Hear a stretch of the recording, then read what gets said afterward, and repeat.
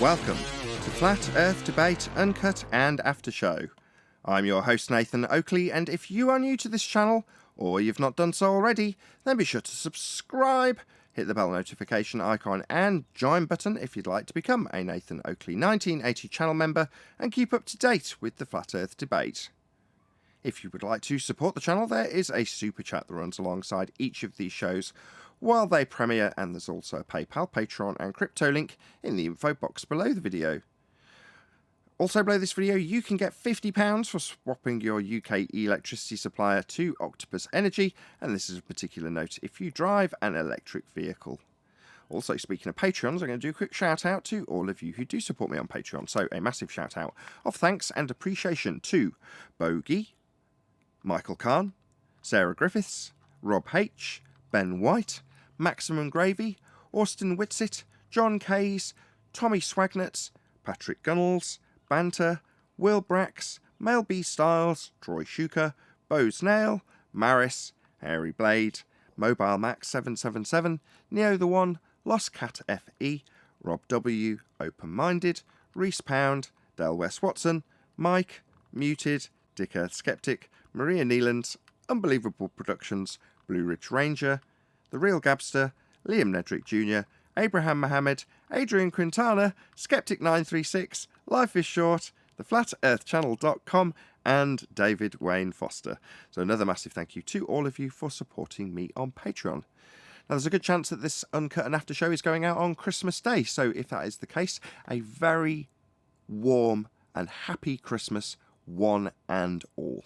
And with that, I'm going to hand over to whoever is in the Discord and Google servers while I set up for today's live show, which is taking place on Christmas Eve. Yep. Oh, Still, got issues. there's Nathan. Oh, there's Nathan. Hello, Nathan Joy? Happy Christmas. Merry Hello, Christmas, Nathan. Nathan. Happy holidays. Listen, do you see the Discord chat? What, generally? No. Look in there. I'm posting you a little. No, I mean, I don't look at it even if it's not functioning. Well, look at it right now, you son of a bitch. Look at it right now. Did that special for you. I don't look at it. I can't see it. I have it closed. I don't know how to get into it. Can I get a mic check? Hey, how's it going? Happy Christmas. Yeah, same to you. Hello, Neil. Nathan, Happy I'm Christmas. glad everything's okay. Thank God. Don't speak That's too right. soon. Oh, and if you close Discord and you don't know how to get it up again, it's in the tray section. In the tray icon section. No, I don't. I intentionally do not want the internal Discord discussion that's not verbal. I intentionally limit my own access to the VC, as you call it, voice chat, right? This, where I'm flashing now.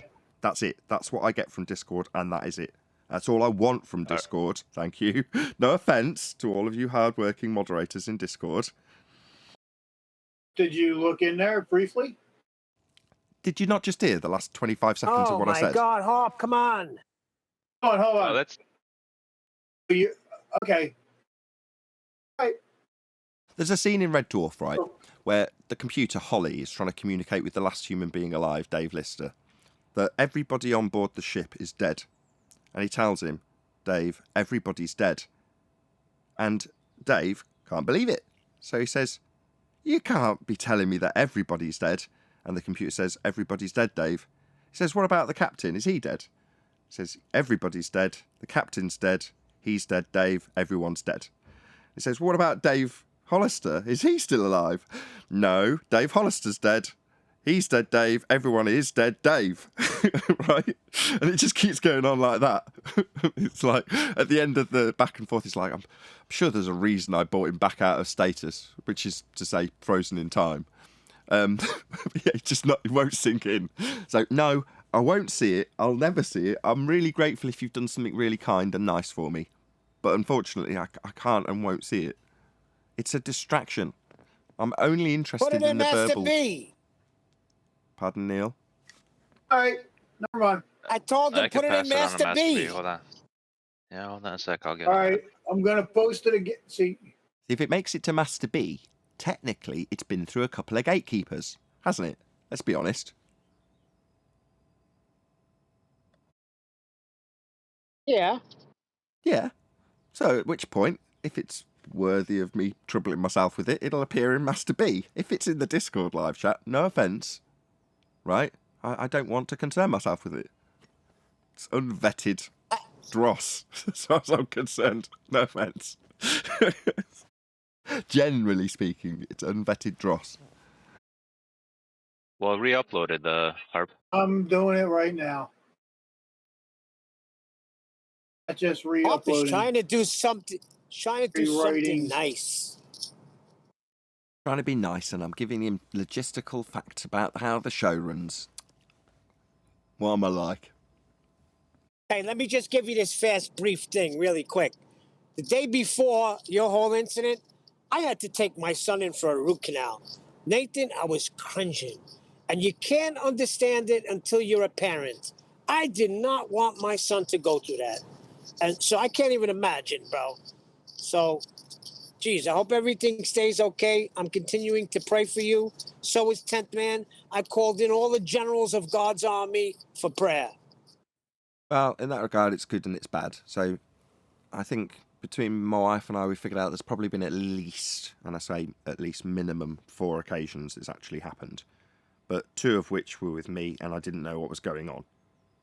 So I just thought she was just being weird, because I've never seen somebody have a seizure before. Now, for my wife, her mum's epileptic, so read into that what you will.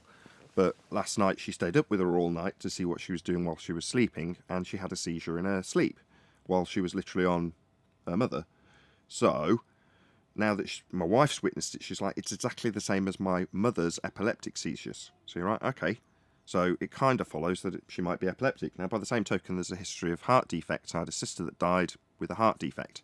So you go, okay, could be that then. So hence when they were going off in the ambulance, I'm stressing to the ambulance driver, make sure they check her heart, which they did. And they found a minor irregularity. But from what my wife's explained to me, they're like, nothing that they'd be concerned about. Or, you know, they've done another thing on her heart. So they did several heart tests. And from what I can glean, that ain't it. And from what my wife's described, I think she's probably epileptic, or she may have a heart condition, or she may grow out of it. But as I say, it's not the first one. Now that I know what's happening, it's just the one that happened while she was on me while I was editing a thumbnail or whatever I was doing. She went from a state of complete tranquility and calm, as well behaved as she's been in the last 2 weeks, to having a seizure and swallowing her tongue. So you go, okay, at that point, it's much more obvious what's happening, even if you've never seen one. At that point, I knew exactly what was happening. And it didn't occur to me that it happened to a similar or lesser degree on 2 separate occasions for me and last night for my wife. So that makes 4. So you go, okay, so she has seizures. There we go. So it's good news and bad news. Yes, she's been off to the hospital and they've said, we'll do some blood tests, which they didn't do. But they have checked her heart out, which I'm more pleased with because I want to rule that out. Anyway, that's it. That's the sum total of what I know. And my son grew out of, he had a heart thing too. There was a hole in his heart, 2 of them actually, but he outgrew it. Last checkup we went to, they couldn't hear anything, so the hole's closed up. I know that's a different scenario, but with heart things, they do kind of can grow out of it. Or they die, like my sister. But there we go. That's why I wanted to know that they checked Come their on, heart thoroughly, Nathan. which they have. Jeez. Anyway, this is very morbid, so I'm pleased that she's not, having some allergic reaction to some food and is going to choke on her tongue, and then by the time my wife phones me up from the ambulance, she's dead. That sort of thing is now well and truly behind me, which is all the horrible thoughts that go through your head at the time. But yeah, now having had time to reflect on it, if I had to put money on it, I'd say she's epileptic.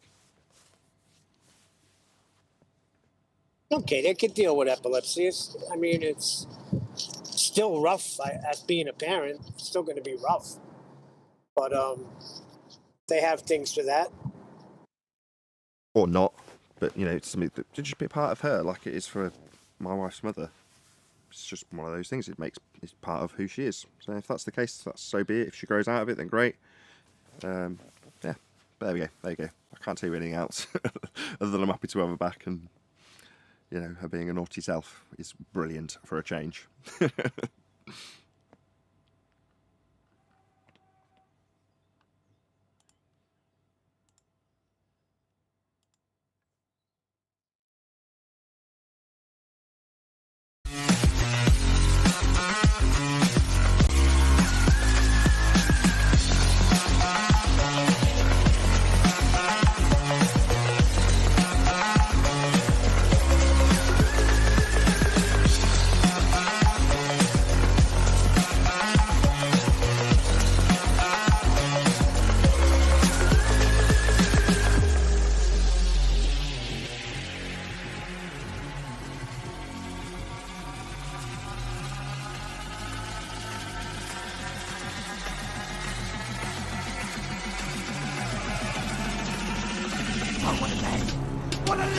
Welcome to Flat Earth Debate Live. I'm your host, Nathan Oakley, and if you are new to this channel, or you've not done so already, then be sure to subscribe, hit the bell notification icon, and join button if you'd like to become a Nathan Oakley 1980 channel member and keep up to date with the Flat Earth Debate. If you would like to support the channel, there is a super chat that runs alongside each of these shows while they are live, and there's also a PayPal, Patreon, and crypto link in the info box below the video. Also below this video, you can get £50 for swapping your UK electricity supplier to Octopus Energy, and this is a particular note if you drive an electric vehicle. Most importantly, if you'd like to join the discussion, simply mute the page you are currently watching, then click the link in the info box below this video to join the panel and express your views on the nature of Earth. If you do join, please don't swear. If you do, you'll be ejected. And if you are, please don't try to rejoin the stream using sock accounts. You'll be warmly welcome back on the next stream. Please also share the show on social media. Sharing the show obviously increases the live audience, but this in turn increases the chances of a more diverse panel. So please share the show on Facebook and Twitter. Now we are joined by Neil and a whole bunch of people in Discord. So welcome one and all. Good morning. Morning and Merry Christmas. How Morning. are you? Exactly. Merry Christmas. Are you all excited? Not Yes, at all. Nathan. We're like little Very children well. around here. Hooray. Oh, I'm glad that you're all excited. I'm excited. You have little You tiny didn't introduce kids. me That's right. why. What do you mean I didn't introduce you right? Should I have given you your full title? Yes. You're supposed to say, by the faithful Neil. The ever faithful Neil something Italian sounding. Whatever his name is. Correct. That's good. Everyone's sparse today because it is actually Christmas Eve when this goes out live, and I think if you're watching this after the fact on the after show or Uncut and after show, it'll be on Christmas Day. So a very, very happy Christmas to all of you. I'll bring up the live stream chat, which is something I don't typically do. Normally only when there's a super chat, but as it's Christmas, why not? We'll get the live stream chat up and say hello to everybody who's in there. So big shout of happy Christmas, shall we say, to James Mason, Level Up, which is Paula, one of my moderators. Big shout out to you, Paula. Miguel, James, who I've shouted out already, Kevlar, Soundly's Banana Cam, Heart Will Not Be Silent, Sleeping Warrior, and Science Works in Mysterious Ways. So big happy Christmas to all of you. Shall we do a little bit of Christmas housekeeping? Yes, Nathan, we're super keen. Oh, I'm so glad to hear it. I'm with it Driving, already. so I'm going to be a little delayed. Really? Wow. This is a first Christmas Eve special and we're going to be leaning on Discord. This could go badly wrong. Any evidence of a physical geometric sphere edge horizon, formerly known as the curve of the Earth?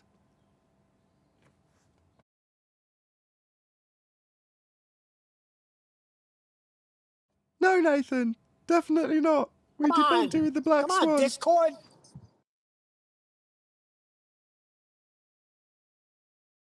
I don't have any proof, so what should I just say no?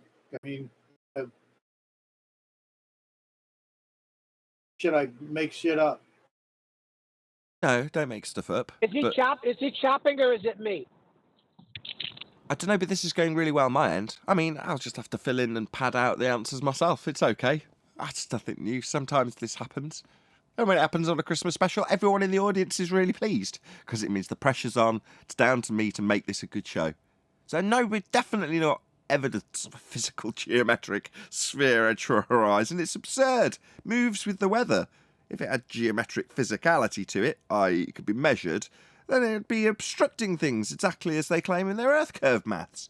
Now, the horizon doesn't obstruct things, it moves around. Sometimes it might seem to obstruct things, but that's not physicality of Earth curve edge obstructions. Because the Black Swan shows it's beyond the limitations of an Earth curve edge with geometry at radius 3959, and therefore they all tell us how refracted that claim to be physical obstruction is. So game over, Earth curve.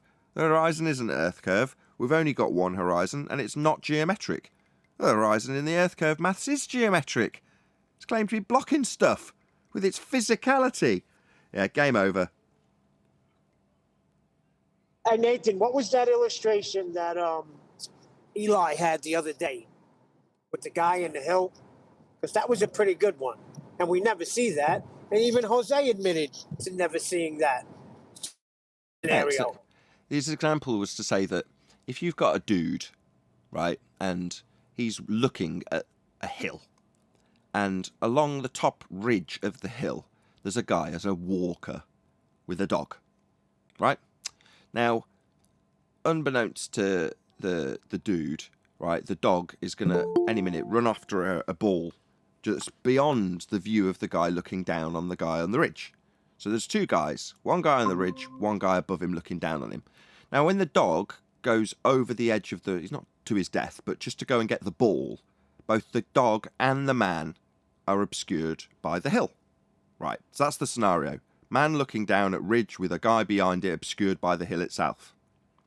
Eli's question was, is there ever a scenario when the guy behind the hill is refracted up to sit on top of it when he's behind it, or is there ever a scenario where the hill is projected 1,000 miles behind him when you look out your window or look down on the hill one day? Is that ever a situation where the stuff behind obscured, in this case, by example, the man, physically behind the hill from your vantage point, is he ever projected up on top of it, or is the hill ever behind him? Is that ever a case? Yeah. Anybody want to answer? The obvious, no. It looks Hello. like he took one of my arguments and just complicated the hell out of it. I've been saying, can you show me the other side of a small hill? Because that would be what you're saying is happening in the Black Swan. Slightly worse than that. I'm saying that for quite a bit. It's worse. They're saying the hill is projected behind the thing it's supposed to be obscuring. So instead of the hill obscuring the man's obscuring the hill now because the hill's gone behind him. That's what the Black Swan's showing. The physical Earth curve edge, formerly known as the horizon, that's Earth curve to you fundy believers in the globe. That's then behind the thing it's supposed to be obstructing. Yeah, physical impossibility, leaving them with only one option, which is to tell us it's refracted, therefore no longer geometric, therefore no longer Earth curve.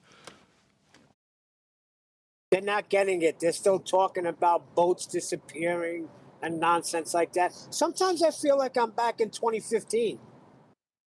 Yeah, that's denial, head in the sand. I said that within a couple of months of the Black Swan being a prevalent argument back in 2020.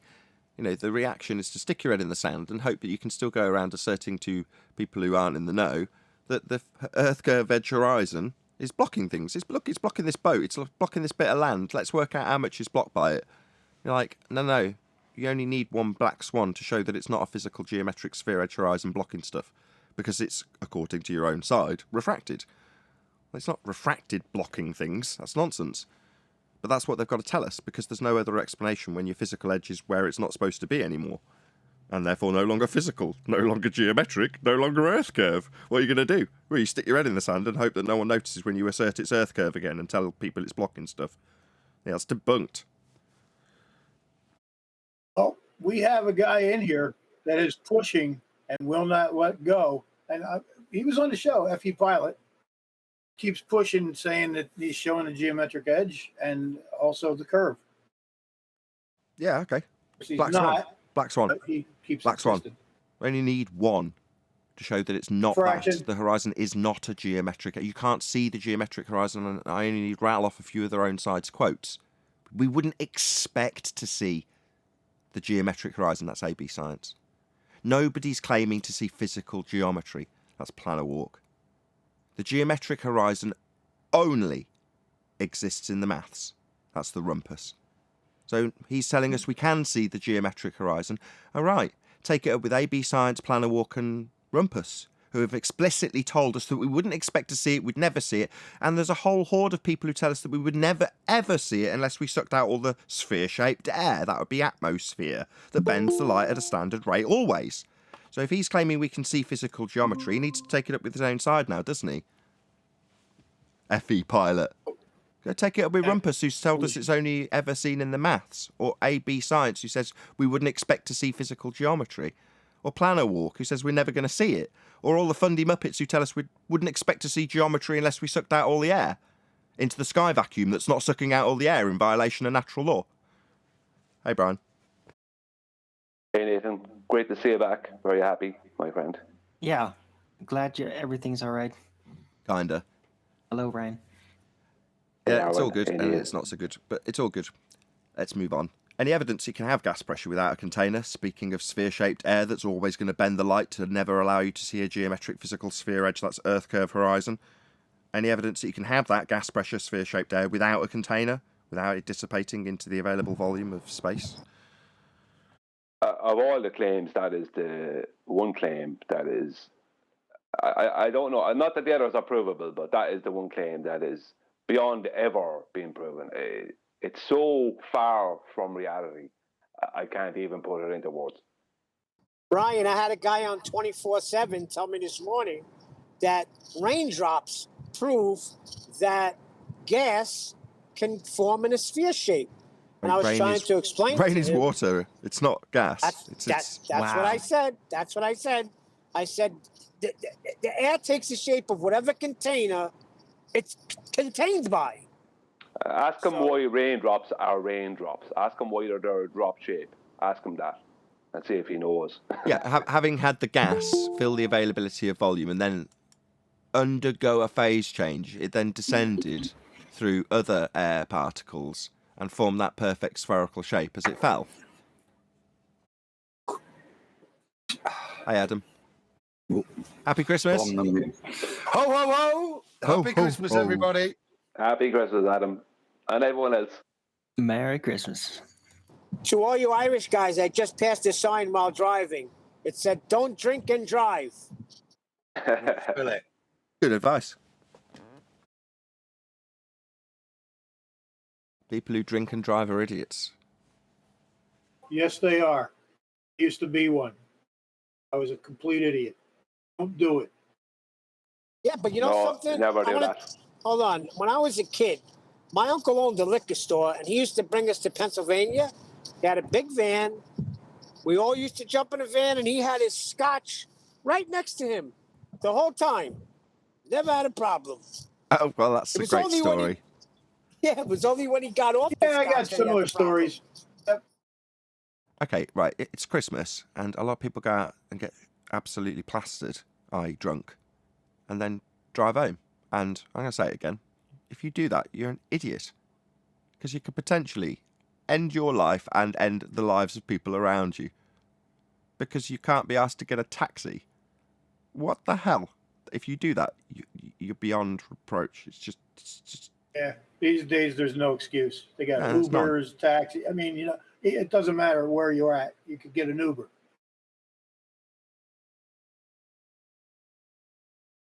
But there we go. The problem with drinking and driving is that, from my experience, I don't drink. I mean, I will have a car. Don't get me wrong, I'm not teetotal, but I'm not a drinker. And when I'm around drinkers, they get to that stage after one or two drinks where they're like, I'm all right. And I look at them and think, this is the worst possible moment for you to be going out drinking. The alcohol's just hitting your system. It's just giving you the kick that the drug's supposed to be giving you. And you want to get behind the wheel of a car. But at that point, the the drug's given them that little bit more confidence. So at that point in their mind, I've seen this so many times, they think they're going to be a better driver. At that moment, they're actually confident enough that I'm actually going to be better at driving at this point, is what's going through their mind. It's just nuts. Their confidence level goes up. Yeah, Beer it's muscles. totally irresponsible. It's like beer muscles. Why they call it liquid courage, right? Anyway, let's move on. Let's not talk about drinking and driving at Christmas. It's a sad subject, and I'm sure people have got lots of sad stories about it. Or trying to deter it. Say again, Harp? Trying to deter it so that people don't do it, you know? Yeah, don't do it. Would you, if nothing else, think of the potential 25 years you might spend in jail if you end up killing somebody. There you go. Yeah? If Yeah, you're a think selfish think- prick and you're only concerned with yourself, think about the 25 years you might spend in jail. Or the severe injuries you might undergo when you crash into a wall. And no one's around, it's just your own stupid self and your broken neck. And then all the suffering all the people around you have to endure because of your dumbass crashing into a wall on Christmas because you couldn't get an Uber. Anyway, let's move on. Any evidence of the distance to the sun? No, but Frankie Goes to Hollywood says, relax, don't do it.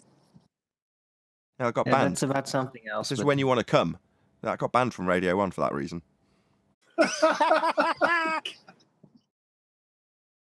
Any evidence of the distance to the sun? When you want to come. What is the sun? I don't know. It's that Electric. shiny thing up there. Just let me know how I can worship it. What's the distance to a rainbow? About the same distance to the sun. I think it's twice that, actually, in AUs. No, 3 times. Get it right, Sorry. Nathan. Oh, how One many units AU are to a complicated. rainbow. I'm sorry. I'm not worthy. One AU to a rainbow, 2 to the moon, 3 to the sun. Not even hard to remember. It's embarrassing, Nathan. I'm sorry. Owen, have you had a few? What? I was just inquiring if you had a few. No. I actually woke up like 2 hours ago. No. I'm not gonna. So It is too Christmas soon. Eve. Eve? No, it's 3 o'clock in the afternoon. But And you I can't just- drink I within I might 1 and have 3. some later. Right? I got stocked up. I did groceries. So I'm gonna be all here in your way all the day. I got an extra 2 bottles of cherry Coke. The big ones. Woo! Anyway, so distance to the sun, we just don't know what it is. Therefore, we'll ascribe Arwinian units, 5 of them, based on rainbow Only distance. apparent distances and angular relations, which do typically and consistently shift in relation to the observer when they move over the surface of Earth. Yeah, of You course. should And pay more through time. attention. No, I got why it's to what compared to Nathan's rainbows. saying. I totally get it. So why do some flat earthers say it's 3,000 miles away? It's close. It's local. Because they reify the angular position based on the presuppositional layout of the map being the terrain into the sun having to be in a very specific actual position. What's a reification? It's a physical, another Arwinism, another Arwin description is physical assumption bias. They want to put it in an actual place, and they're not. The stars, that is, and the sun. They're using angles. Well, it's confusing. That's what they do. If the angles line up in a certain way, then it gives you an intuitive rush. Like, yes, that means we're getting a grip on what it is because the angles are consistent. They line up in a certain way, and then then that means on an intuitive level, like it's an object right there, and that's the No, because- physicality assumption bias that does that. No, because at 45 degrees and 46 degrees, that would make the sun a different height at both of them. So they're just choosing a degree and saying 3,000 miles. It's actually the borders did that first, and then handed it to flat earthers, who then ran with it. You know, it's complete and utter nonsense. There's no, you can't determine the height of the celestial bodies with angles. Also, if you change your own elevation, it doesn't. Not only does it not skew the angular measurement, it eliminates the need for dip correction.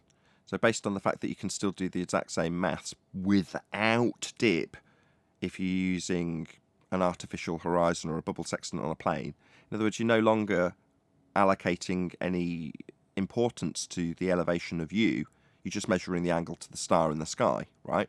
Now, for a glober, they're not going to have to square that circle in any way, because it's like, oh, well, it's out at an infinite distance. But for a flat earther with a reification fallacy and a physical assumption bias, copyright Arwin 2017, they're going to have to just square that circle. It's like, okay, you raise an altitude, you measure the angle to the star, and you draw out your circle, and you don't do dip correction, right? Well, you're drawing that out, and the principle is that it's parallel, so you don't need the dip correction because you've already made your horizontal in midair, basically. Well, that would alter your angle, that would alter the height if they've got a physical height.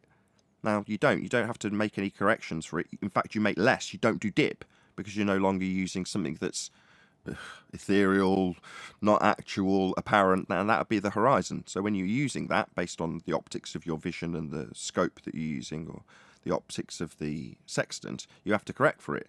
But if you've just established a perfect horizontal at any altitude, then there's no correction to do. Well, that wouldn't work if you've got your physical assumption bias in place.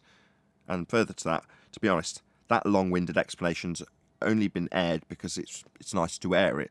Brian knocks this on the head within about 3 statements. You know, if you move out, you change the angle. Does that change the height? Well, it does in the measurements. Right, well, where are you going to go from there, Mr. Flat Earther with a physical assumption bias and a height to these stars? Yeah? Are you going to just change it when you move out a little bit? No. It doesn't work like that. But we don't know what they are. So while we don't necessarily have to explain why that's the case, we can show how it does actually work, and it works with parallel lines, flat planes, flat sky, and anything in between, because it's all running parallel. You can draw a line in the midpoint between the two and it wouldn't matter. It still works. Now, not knowing what the stars are means I don't have to justify why that's the case. But if you think they're a physical entity at a physical height, then you'd better explain it, and you better actually show me a better measurement than one that changes when you move. Right, that's crap. Sorry, but flat earthers out there that get offended from this, it's like you've just fallen into the trap of reifying what is essentially a claim to be globe projection into the terrain, where you've just been duped into reifying it so that it can be held up in false dichotomy. Let's put your model, you reify, as a flat earther, this pizza pie pancake AE map that Brian's showing, versus my reified globe model. Let's see which one wins, because that'll prove which one's the world. Well, you're being ushered into a false dichotomy fallacy by way of a reification fallacy.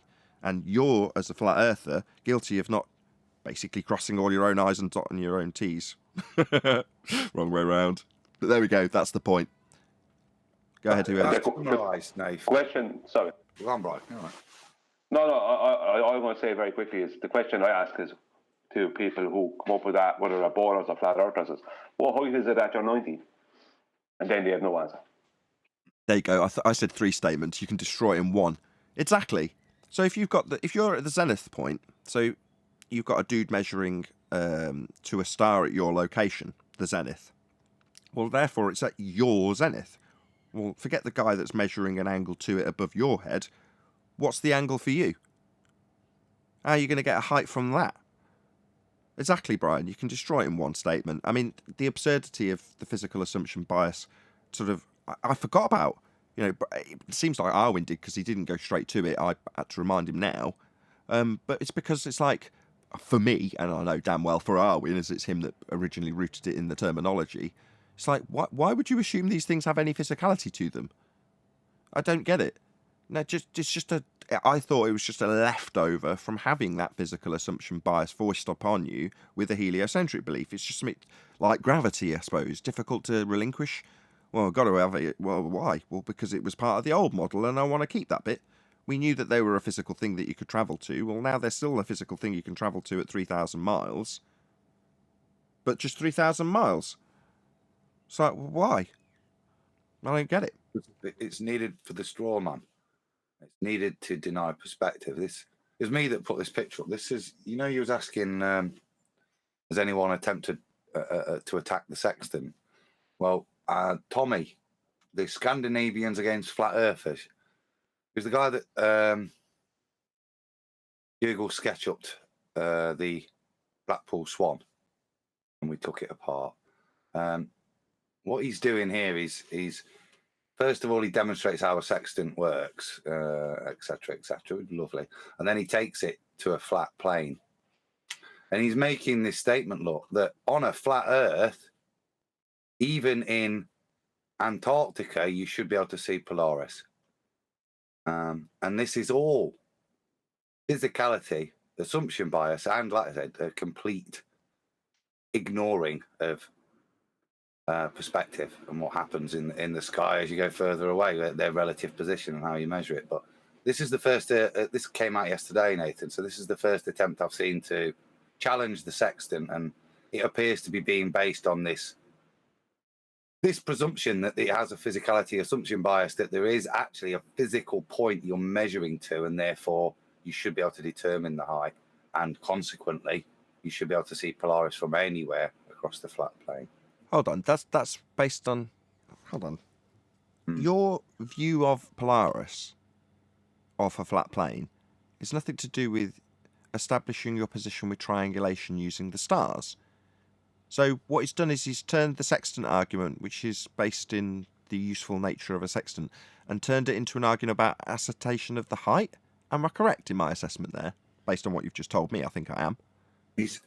Yeah, and by doing so, it proves the Earth can't be flat. This is claim. That bit will have to have a bit further of an explanation. That seems non sequitur, unless you deem no, it's not non sequitur by their standard. Right, I get it. So he's saying that's why you preface this with to hold up the straw man. If this be our model on screen now, with physical assumption of the stars, then that model fails. But he doesn't say that in those terms. He says the Earth can't be flat. After holding up in false dichotomy the flat pizza pie AE map with physical assumption bias versus the globe. Yeah. I see. According to this model he's built for us, this is what would happen. I don't have a model. According to this model that he's built for me, this isn't my model. But that's his understanding of how a sextant has to work on a flat plane and why it wouldn't work. It's very basic, but it's the first attempt I've seen. I say it'll make you smile. It's a little frustrating, but if you get to this middle section, this is the main crux of his argument, as far as I can see. So I'll post the link in chat. No, you've done a good job of summarising. I mean, you can if you want. Well, fair enough. At least you have a try.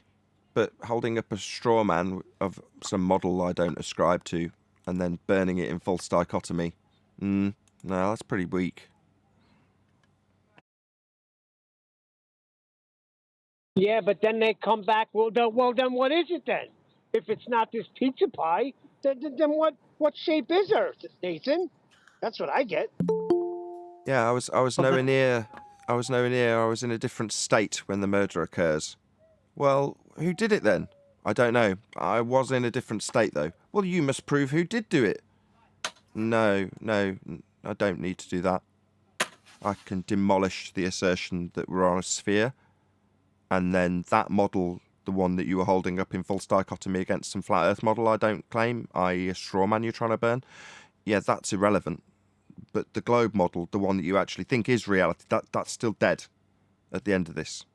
You think you've taken victory because you've also simultaneously burnt a straw man of a flat Earth we don't claim? Well, good for you. It doesn't mean that the globe model worked. It doesn't mean that you could acquire an elevation angle with a curved adjacent. Any evidence that you can have an elevation angle when using a curved adjacent? No, I think this is why they take this route, isn't it? Why it's easier to build a straw man against the flat Earth model, chat a load of nonsense, burn it in front of you, instead of, if you are a baller, addressing the question that's on the table for you right now is, how would it work on a ball, mate? Stop telling me why it wouldn't work on a flat thing, which is how it does work, but please explain how it's supposed to work with your curved adjacent. See, I think you hit it right on the head. It doesn't work on his flat Earth that he's presenting. And by the way, no word from Neil deGrasse Tyson yet, because I did pose that question to him, and I still haven't got an answer. Yeah, and Adam summed it up beautifully. The idea is to build up a little straw man of a flat Earth you say can't work based on your model of a flat Earth and lots of stereotyping fallacies you'll justify it with. Well, okay. I don't. That's water off a duck's back to me. I mean, these people throw this stuff up and are like, your model doesn't work, and I'm like, it's almost not even worth responding half the time because you don't understand or follow the debate. If you think that you burning this little straw man is in any way gonna affect my day, you're wrong. Also, it tells me that you're seeking affirmation of your current faith by feeling the need to send me this crap. You want to confirm to yourself by going, ha, I sent him this and he had no response, therefore Earth's a globe. Like, okay, if that's what you need to make yourself feel better, then fine. But it doesn't make it so. And it also doesn't mean your pathetic, blunt little tools are actually going to cut any mustard. They're not. Right. Because, can I say something? It's a good comparison would be that you say, okay, yeah, me and my family, we celebrate Christmas. And then somebody else that doesn't like that says, oh, so that means you believe Santa Claus is actually real. That's so ridiculous. That's kind of what it is. They just project like a way too elaborate kind of conclusion that they've personally drawn over the flat Earth and then project it onto us. Yeah, projection, stereotyping, fallacies. That's what they've got.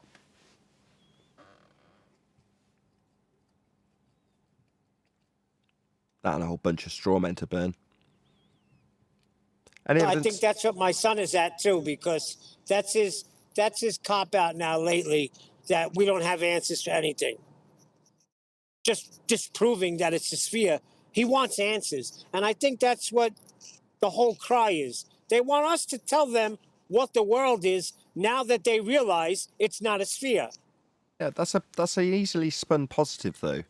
So you spin that around, it means he's got questions. Saying you've got no answers is projection. Right, no. You've got a lot of questions now. You realise you've been deceived. Now your paradigm shift has occurred. You realise that you've got a lot of unanswered questions that in the previous paradigm were just done and dusted and dealt with, and you didn't have to concern yourself with them. Now you're concerning yourself with them, and you don't want to be. So you project that shit straight out to everyone around you, like they've got to find these answers to your questions that you've got. All right, you've got questions, have you? Well, welcome to the club, me too. Let me know when you find the answers to that. What's that? You don't know what the sky is? What is it then? Well, there's a dome. Will you let me know when you find that dome? What's that? You want it to be my dome so you can show how it's wrong? Oh, no, I'm not claiming that. I don't know. But you've got questions. All right. You let me know if you find out those answers. But don't demand I've got to give them you. Why would I do that? I don't owe you anything. Why would I have to give you answers to this? Nice to know you got questions, though. Welcome to the club. Right. They do kind of try to sort of play this social game where they end up trying to enslave you to do all their work for them, don't they? It happens a lot out there where they end up like, oh, so can you prove my claim to me? Or, oh, so what is it then? I demand that you are going to figure it all out and then present me with the full answers. Well, they say what they do. It can't be a dome because, I don't know, it's some absurd. The glass wouldn't be thick enough to hold in all the gas pressure. You go, all right, oh, that's fascinating how you've ruled that out for us. Thank you very much. Was it scientifically invalidated, or did you just decide that that's not the case? Either way, you've decided that's not the case. But you want to tell me that it's not the case, like somehow my argument that I haven't made in that regard has failed, and therefore you've got to win. No, you've just got to answer questions and you don't know how to answer them, and you're blaming me for not having the answers to them. Oh, that's not my problem. Share your pain. You'll find there's a general consensus with all ballers that fact about the grass not being strong enough has been agreed by a consensus and therefore has to be fact. sarcastically saying, but that's the reality. They'll make that statement having chatted with their mates and built a straw man to then use against you. Stuff like that. Absolute nonsensical stuff. That's all that's left for them to address now. Instead of dealing with their issues, they want to help us with ours or disprove ours, because what they can't do is apply the same critical thinking to their own model. Yeah, but when they do, they project it straight onto us. For example, a couple of days ago we had Highlander on, and while he's explaining how Al-Biruni's measuring mountains on flat plains and he's acquiring angles to measure shadows, he suddenly gets asked, how'd you do that with a curved adjacent? And he starts explaining how he's doing it flat. Obviously it's flat. Who's claiming it's curved, he says. Now, at the point that those words are repeated back to him, he starts telling me, the one repeating back his own words to him, how my logic infers that if my house is on a hill and blah, blah, blah, blah, blah, suddenly he's projected out his own cognition straight onto me. Because his cognition telling me how flat it is, well, that could only be attack-worthy. I can't be having these unhelpful thoughts about how flat it is. So quick, it must be the flat earther that asserted this with his logic. No, I led you to state it with your logic. Is that painful? Do you need to now attack your own logic? Maybe you should sit in an argument with yourself for 20 minutes and tell yourself how, no, can't all be flat, like I've just told myself. Because they don't want to do that. That's painful. Cognitive dissonance, it's called. So what they do is they project the one half of the bit that can't make sense in their globe model, that would be the fact that they've got to measure it flat, onto me. So then it's not an internal battle of cognition, it's an external battle where they're holding the position where it's obviously curving, even though they're telling me how flat it is, but I'm the one who's actually saying the bits they're saying about how flat it is for them to later attack. No, can't be flat. Nathan, you got it wrong, Nathan. You totally got it wrong. His house is on a hill. Your kitchen is flat, therefore Earth is flat. That's your logic, according to Highlander. Yeah, after he spent a good few minutes telling us about how the mountain's been measured on a flat surface to get angles and how his shadows have got angles that aren't being justified on curved surfaces. So it's not any logic that I'd inferred at any stage of the discussion. It's all him. His claims, his logic, his inference. But once the inference is that Earth is flat, from him, that's got to be projected onto me. Well, when you pointed that out, like with him and when Phil Belland was asked the same questions, the no that they respond with isn't to you. It's to themselves. Exactly. Oh, I love it when like minds come together. Exactly. So him saying no, which I put in the edit if you want to listen to the Phil Bell, it's actually Highlander, but he just happened to be in the chat. But he's done the same thing on Ballbusters when he was taken through three questions in regards to the sextant. And at the end of the declaration that he needs a flat plane to do it, Phil Bell goes, no. And so did Highlander. And he's not. He hopes to project that onto me so he can tell me, no, it's not flat. But it's them making the declaration of how flat it is. So precisely, that no is him having his own internal cognitive battle about how flat it is and how it must be flat to measure it, but while simultaneously holding a sphere belief that can't work. No. Internal pain. Precisely correct. This guy, Tommy, that Adam talked about, besides loads of other things that we would obviously use to destroy anything he has to say, like he needs a curved adjacent for the angle, or where is his R value for this globe he's going to claim. Does this idiot not realise that the things he's using for his Polaris claim are longitude lines? Longitude lines are measured in degrees in the sky and then transferred as a direct horizontal straight line distance as nautical miles down onto the surface of the Earth. This idiot, right, is literally proving that the Earth is flat by using the longitude lines. He's an unbelievable twat. Nah, Brian. You can't make stuff up, Brian. Yeah, it's all made up, Neil, yeah. No, none of that was made up. That was just factually accurate in terms of the transposition from what is essentially a flat sky down to a flat ground that you're going to draw flat circles on. Brian's just describing it accurately. Now, when people who don't understand the claim in the first instance start giving you rebuttals, they'll often inadvertently describe aspects that are only capable of being done on a flat surface with parallel lines. But they just don't realise what they're claiming. They're too stupid to understand the claim in the first instance. The people who oppose us, 99% of them are just lazy parrots. And they've parroted something that's come across in a slightly more convoluted, complex way to get around an awkward situation. For example, conspiracy cats. I'll give you the flat plane so I can measure my angle to make every claim hereafter. I'll give it you. Well, most people won't recognise that that's a devastating part of the argument, me included at the time, even when it was pointed out to me. I didn't realise how extensive that was in terms of the devastation that follows if you're making any angular assertions on a curved adjacent based sphere that won't work with angles. Now, the fact that you have to make those disclaimers means that 90% of your audience, probably more, won't see that problem. And then they just start parroting it back to us, like they've got some sort of win. And then they crap themselves when we ask them, where'd you get your angle, if the surface is curved. They don't know what the hell to do. No. I'll give it you. Good morning, guys. Hey, Chocolate. Happy Christmas.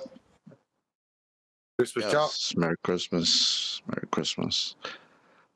Yeah, it's that same nonsense the other guy did when he came in here. I think it was the guy that wanted the Bitcoin, right? He wanted to concede to every argument just to proceed with the conversation. And it's like, that's not how that works.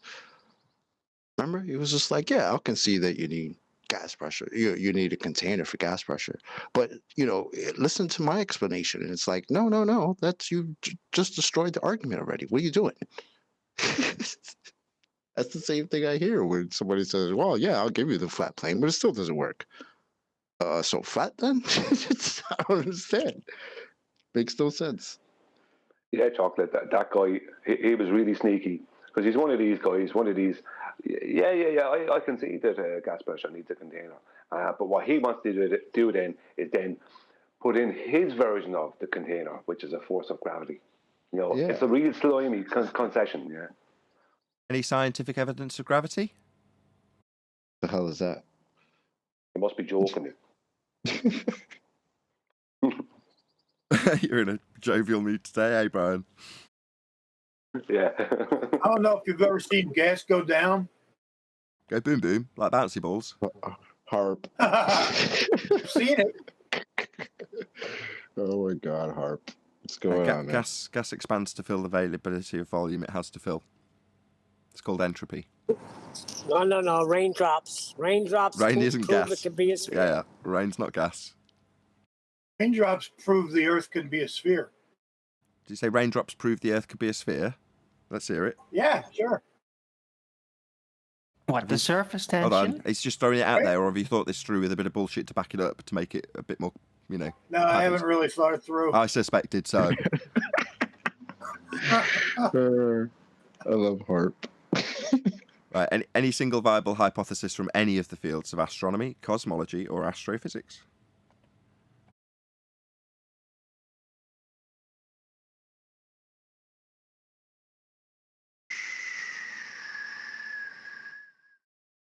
Not yet, and I don't think ever.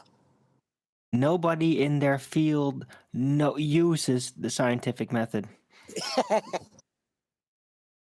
By the seat of our pants. It's guesswork. Leaps of logic. That's correct. They're not scientific. I reckon Michio Kaku would be an absolute train wreck if you managed to get in front of him and do an interview with him. And I don't think he'd care. I think he'd just let it all out, like he did in that interview. And he'd be quite, a laugh about it. Yeah, God, he's like, yeah, I know, it's all pseudoscience, really.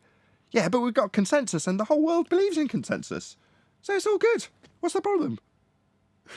That's how I reckon his attitude would be. I could see him doing that too, yep. It makes good movies because the new Spider-Man, that's what it was all about. Alternate universes, theory, and all that stuff. It makes it possible for these things to happen, where three Spider-Mans from different times could all unite and fight and win.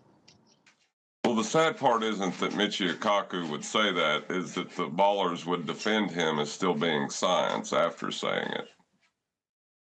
He could literally say to them, No, the term science is incorrectly ascribed to my field. It should be called pseudoscience. But obviously, if I call it that, it won't have the same mystique and people won't trust what I say. He could literally come out and say what I've just said verbatim, and the ball-believing idiots would defend him.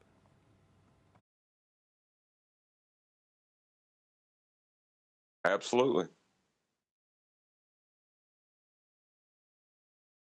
I'm not so sure about that. I don't know. Well, he's told They've us. been throwing Neil. They've been throwing Neil deGrasse Tyson. They throw Neil deGrasse Tyson under the bus every day here.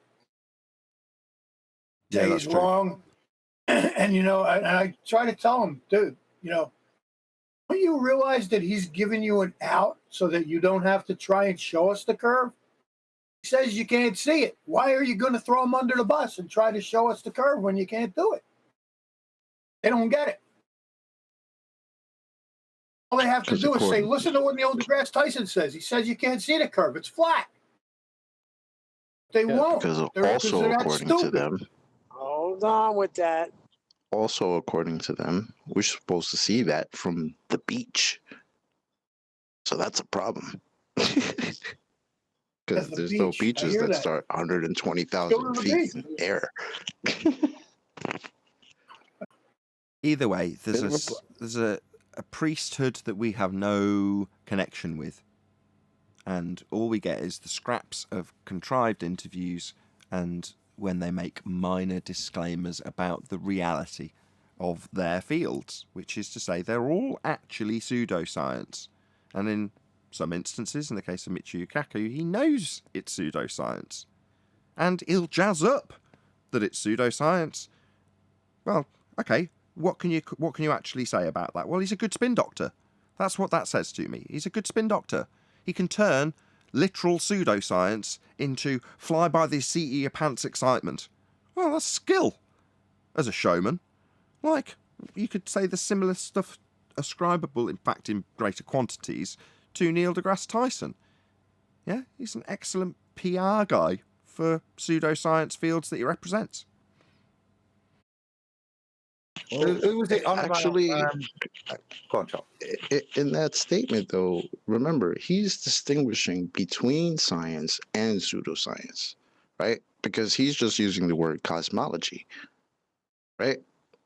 Because he says, in science, we're off by a factor of 2 to 10. We call that horrible, right? Something's wrong with the theory. But in cosmology, it's a little different. We're off by a factor of 10 to the 120. That's a 1 with 120 zeros after it. This is the largest mismatch between theory and experiment in the history of science. He makes that distinction himself. He's telling you, your cosmology is full of shit. That's right. Does it with a really big grin. Like, wow, look how amazingly off we are. There's a massive distinction between these two things, what we think and what is real. It's massive. Amazing, huh? That's his attitude towards it. Like, it's fun, guys. Yeah, they're Fun laughing at us. how pseudo we are. Isn't it cool? How wrong we are with our pseudoscience. Check out this farcical view of the Death Star next to a spinning ball in a sky vacuum. I mean, that's so wrong it violates natural law, but cool, huh? Check it out. Lasers. I mean, Globers, do you guys get this? Like, this is one of your priests that are telling you that your cosmology is off by a factor of 1 to the 100 or 10 to the 120. And you guys still want to defend this crap. Why don't you guys get a grip? Well, what if somebody just starts to claim in that field somewhere and say, like, I've looked over this whole planet Venus thing, I've been fascinated by it, and it seems like it's not the size we thought it was. All hell's gonna break loose. Right? No, that's fine. No, actually, that's not a problem. Believe it or not, no. So, in terms of when you're applying Kepler's third law of interplanetary motion, it only offers you scale. Right? Now, you can push that scale up or down depending on what you use to scale it. Now, the fact that we currently have a radius value applied to Venus that puts the distance at 93 million miles to the Sun, for example.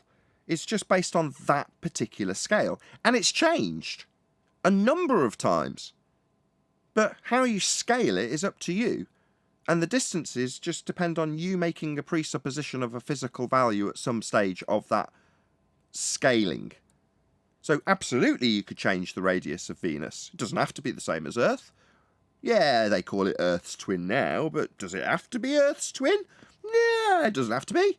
You could change the scale up and down as much as you like. To the point where if you want to, Arwin, and you're going to make a presuppositional value move from the surface measurement with a sextant down to the centre of a presupposed 3959 radius value Earth as a sphere, then you can say they're infinite distance if you want to. No, but you don't. No, I disagree, because once that is dislocated, that parallel size, things are going to go out of control. And then, yeah, all these heliocentrists have all these things figured out, calculated and all that. And then it's going to just be lost. Like, the scale is going to get lost. Nah, if Venus' size is dislocated from Earth's. Other than the so-called claim to be journey to the moon, changing the scale wouldn't actually matter, believe it or not. The only thing that does have to be absolutely set in stone is Earth radius, because it's been taken from the celestial movements in the first instance. It has to work the other way around, so you cannot change that value. 3959, that's it. It has to back engineer in that manner, in that number. But all of the rest of the values, you can scale them or whatever you like. Yeah, but that means that that will make it very apparent that it's all extremely fluid. When we've been literally indoctrinated from youth with very specific numbers. Within our that's lifetimes. Correct. And they've changed in not so recent history, admittedly, but still easily changeable and have been changed. Not just changed, but also in their model, particularly the first, I think, Venus and Mercury, they don't work even in their model with a twin Venus. The system mathematically still doesn't work. I think even the Rumpus admits that, doesn't he? You mean anomalies, Mercury? they'd call them. Anomalies. I mean, well, Mercury doesn't. I mean, we're only off by a factor of 10 to the 120, guys. It's only a little bit. That's with dark matter. We're talking about scaling the universe slightly different. Don't want to have anyone from the globe side who actually pays attention to their own arguments give me crap about that chocolate. Well, Mercury doesn't work with the Newtonian gravity model. It never has. Like, from the start, it never worked out. And that's why they say, nah, Mercury's a special case.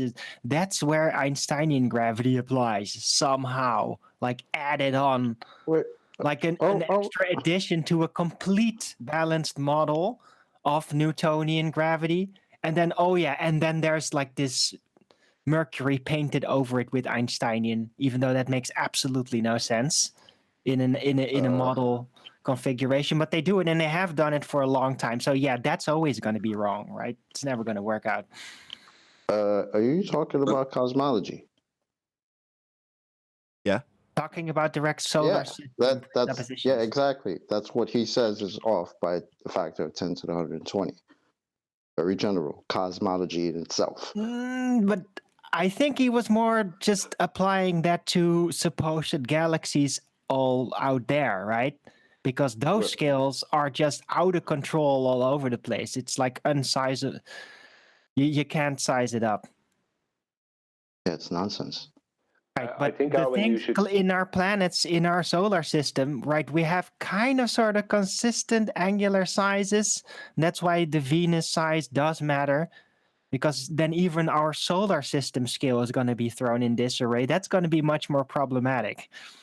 I think, Paul, when you outranked on this one, Michio Kaku would outrank you within your own bullshit. So, oh, really? Oh, really? Yeah. Well, I challenge Michio Kaku to a ball off. Well, that'll never happen. We'll never be in front of people like Neil deGrasse Tyson, Michio Kaku, any of the high priests, which is what we're talking about. We will never be able to...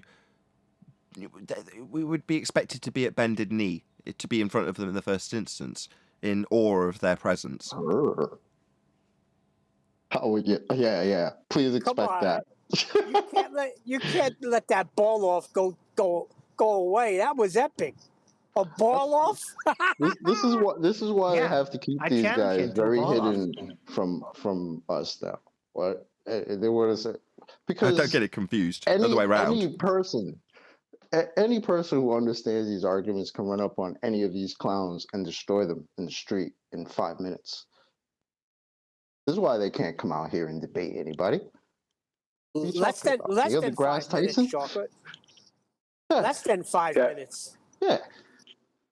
But where's Like, come out on, here? we- Out here Ah. is some pen in the dark corners of the internet on YouTube. So we're I just mean on the street, like just on a regular street. If he was walking down to the store, to the grocery store to get some milk, and decided to run into somebody who understands these arguments, he would get destroyed right there and then. This is I don't know why they why have you're- to keep these.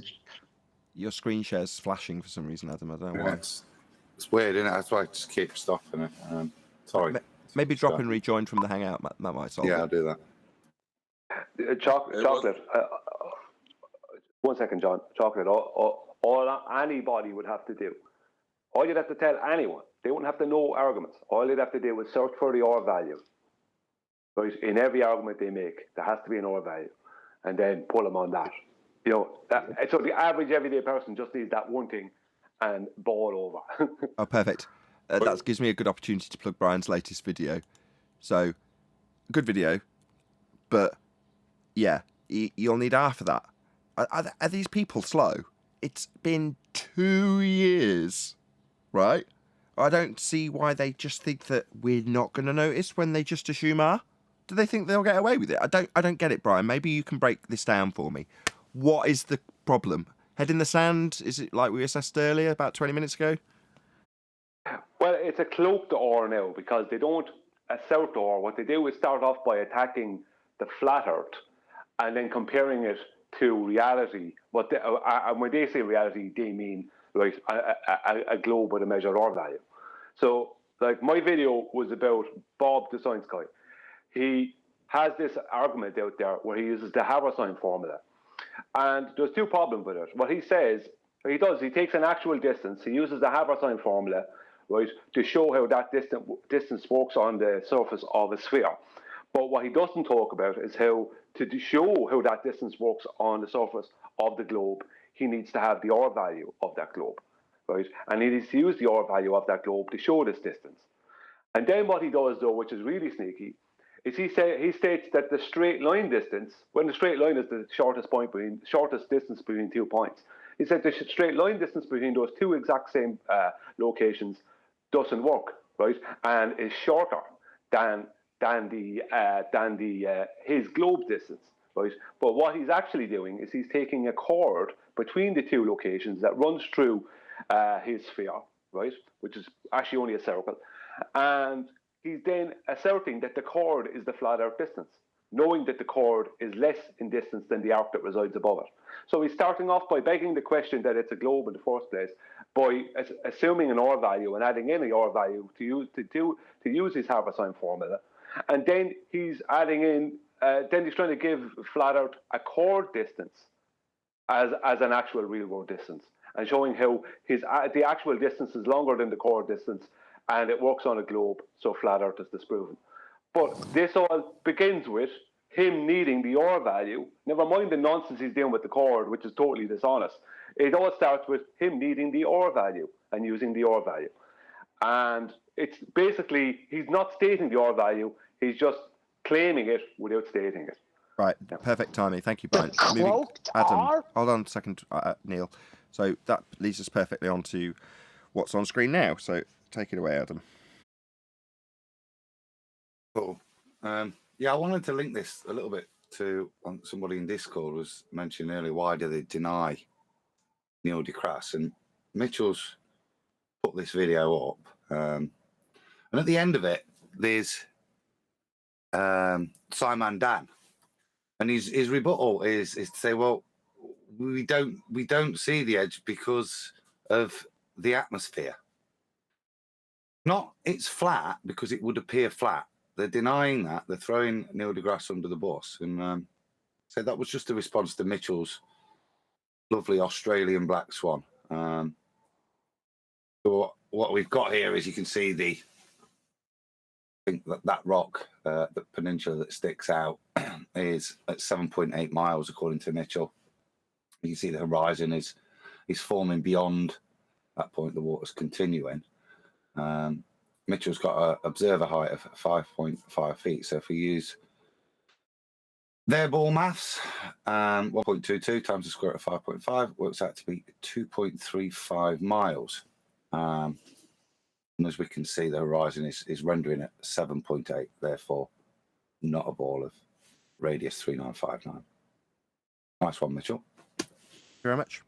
So yeah, when you're assuming Earth's a sphere at radius 3959, as they do in the rebuttal that they offered up to Brian, they're ignoring 2 years of having debunked it. We only need one.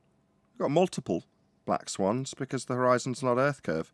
When Simon Dan declares that we're not seeing Earth curve because of the sphere-shaped air he assumes, that's a declaration that we don't have Earth curve to see, even though it's claimed to be blocking boats and buildings. Again, cognitive dissonance in spades. With that, I'm going to say, if you are watching this on either Nathan Oakley 1980 or Nathan Oakley Premiering streams, then stay tuned, as there will be an after show to follow. Unfortunately, if you are watching this live, this is where we bid you farewell. So a huge, massive, enormous thank you to both Discord and G+ panels for making today's live show possible, and to all of you for hopefully smashing the super chat, liking, commenting, sharing, subscribing, hitting the PayPal link, joining as a Nathan Oakley 1980 channel member, and all that good stuff. Once again, stay tuned if you're watching on a premiering stream. I've been Nathan Oakley. A very happy Christmas to one and all, and I'll see you all in the next video.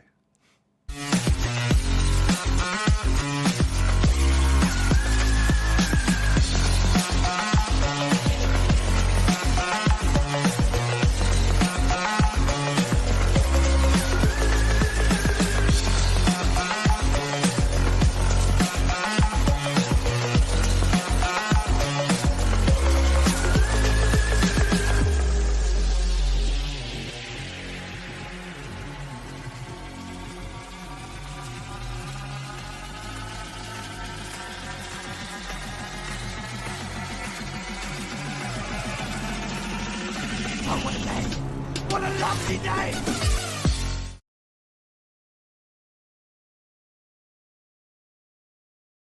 They never used to say that. They used to say we were crazy.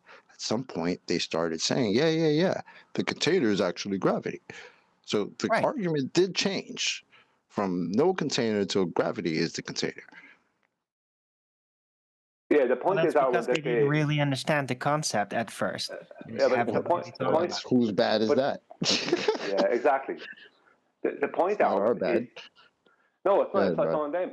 Yeah, so I'm stepping on you too, Chocolate. The point, Arwen, is that they used to scream gravity and R values and all the rest of it from rooftops. But now all their claims involving things like that are all underhanded, hidden claims. You know, as I was stating earlier, the lad who agreed with Nathan when he said gas pressure requires a container. He was agreeing that it needs a container, but what he wasn't saying is the container he's talking about is a force of gravity. The same way as they're using the R value, but not stating they're using the R value. Whereas before they used to scream it. You know, the R value, radius. Well, now they know they're hunted. Now they know that the they're same hunted. way they used to scream at us how Coriolis is actually observable, and that it's obvious that we see this drift. Now all of a sudden, what do they say to us? Why would you expect to see this? Yeah. I mean, go back and listen. If anybody denies what I'm saying, go back and listen to 3, 4, 5 years ago when these clowns were making these same arguments and how they've changed it now to today, where they'll ask us for citations of their own claims. Like, why? Who says that you would actually observe this drift, this apparent drift? Clowns, you do. You just don't get it. Yeah. I remember, like even Rumpus would say, I've never said that. Then you would literally live play something he said when he literally said that from the last day, and he would still say, no, that's not what that means. What do you mean? Highlander just did it the other day.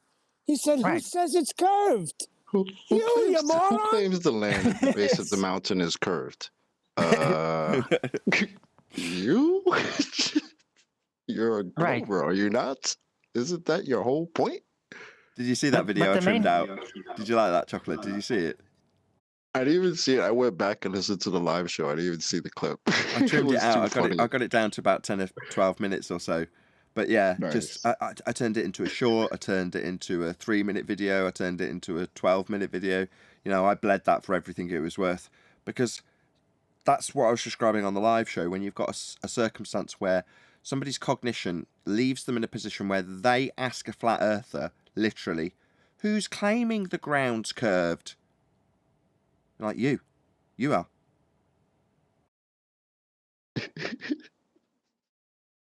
It was too funny, man. But yeah, they go digging deep, right? The big difference now and 5 years ago is that 5 years ago they were all very confident that they were the king of the jungle, that their belief was the king of the jungle, and they would scream it from the rooftops, they would scream it to our faces. Now they know there's flat earthers, and they actually didn't fall for that trick, and now they've changed their strategy to become more sneaky, to kind of like prevent being caught in falsified things, in arguments that are wrong, and they hide it. They get Locally sneaky. flat. What I've noticed them doing with my videos in more recent times is they're avoiding the main premise of the video. But they're not even always majoring on the minors. They're looking to argue about something that's not the exact main premise. It's something around the premise, but it's not the main premise. And a lot of the time, I think they don't even understand the premise, because the video I made, not the last video from yesterday, from the one from day or two before that, is showing how their nonsense claim that the atmosphere rotates with a globe Earth, right? This nonsense, right? And so it all moves together, so you don't observe drift. And I point out that even within that claim, airplanes still have to go from position A on the east to position B on the west, and they still do that. So you would still see drift, regardless of whether their atmosphere moves with their rotating surface or not. The point is, you could not see drift. There's no way to not do when you're dealing with airplanes. And not one of them has been able to, like, I've asked loads of them, but one of them have been able to actually tell me what the actual premise of the video is. They keep coming at me with their conservation of momentum. They're not even saying angular. And they don't even know what momentum they're talking about. They keep on coming at me with Coriolis effects, right, that they don't understand. But it's everything but the main premise. So they either don't understand the main premise of our arguments, which is very likely Black Swan, or, right, they're avoiding them because they have to. I think it's the former, but in the original list, the latter, which is to say they don't understand the premise in the first instance. So they don't understand where the globe has a claim that involves you seeing drift, because they try to deny that you would see any drift. So Simon Dan's always going to be the perfect example of this, showing me an example of a tractor pulling a man on a trampoline and then saying, look, no drift. Like, hello, Dumbo. The globe claims 15 degrees an hour of it. Why are you showing me examples of no drift to justify why we don't see drift? They don't understand that they're debunking their own claim when they show us an example with no drift, when they're supposed to have 15 degrees an hour of it. So yeah, they don't understand the claim in the first instance, Brian. Yeah, and the conservation of angular momentum, as QE has pointed out loads of times, that requires you being attached to the physical surface. You don't conserve the angular momentum of a rotating surface if you're not attached to it. If I'm standing looking at a carousel from 10 feet away, am I conserving the angular momentum of the carousel? And further to that, and worse than that, Definitely. if you did conserve the angular momentum of the carousel, it means that what you're conserving is the rotation about an axis. That's what they're claiming is being retained. So it's like saying that the hot air balloon takes off and starts spinning off. It's like it's retaining its angular momentum. Well, therefore what? It's going to continue to rotate around an axis with an angular velocity and momentum? Well, no. They're using this description to describe why we don't see an effect that the globe claims we will see. That was one of the funny ones that came out this year, weren't it? but the realization that actually, yeah, because they've been saying retention of angular momentum, yeah. But as Nathan says, the reality is, if that drone or a hot air balloon takes off, then the retention would be it to continue to rotate at 15 degrees an hour. Now, that would stand alone, but it would still be subject to then a second reference frame that it's now sat in if the Earth was rotating underneath at 15 degrees an hour. So the Earth would still whiz off at 1,000 miles at the equator, but the drone would disappear off into the distance from you. But if you could keep watching it, it would also be rotating at 15 degrees an hour and whizzing off at 1,000. That's the actual implication if you retain angular momentum. And exactly, and further to that, well, integrated within Adam's description was Brian's point that he's labouring at the moment. No matter which way you dice it, so in Adam's example, the balloon is corkscrewing off like a whizzing top, leaving the rotating platform, claimed to be Earth in this example. Well, then you've still got the balloon, regardless of its retention of an angular spin that we're not seeing, and is definitely not happening, it's still got to cope with the fact that you're going to have drift observable from the ground. So Brian's trying to labour the point that no matter which way you dice it, Fundies, you've got to see drift. Well, if you lift up in a hot air balloon, let's say we're on a rotating globe, and all the air is an atmosphere, and it rotates with that globe. If I lift off with a hot air balloon and go straight up, then, like, the thing about that is that if I just lift up straight up in the air, then that hot air balloon moves along with the air that's moving along with the surface that I'm standing on, so I don't see it move anywhere. But an airplane is different because that is powered flight, so that's going to be going in a particular direction. So if that's going east to west in a direct straight line, and the air and the globe out underneath it is moving west to east, then there's no way that you could not see drift. There's no way you couldn't not observe this. If this was the case, there would be no west to east flights. Sorry, go on. That's the funniest part, right? Because that used to be their argument, right? Oh, with the airplanes, you can't see the drift with the airplanes because that's powered flight. So we'd be like, okay, so what about things that are not powered? No. Stop. I've got to correct that. Sorry, Chocolate, you've drawn the short straw. No. If you say that a plane is compensating for the drift that you will see, the drift that you will see is only capable of being observed from the ground. Therefore, the plane never experiences drift. It's a not actual deflection observed from the ground as you're turning. So when they say the plane wouldn't experience drift, it's going to compensate, blah, blah, blah, blah, blah, and give you a load of cock and bull about atmosphere travelling with it, or gyroscopes compensating for it, or engines increasing velocity, all irrelevant.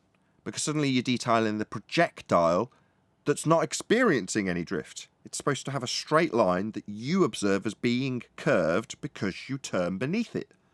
So there's no compensation to be had out of the projectile when it's an effect observed as you turn beneath things that aren't attached. Can't compensate. I think it's just nearly there. Nearly there. I've just got an example.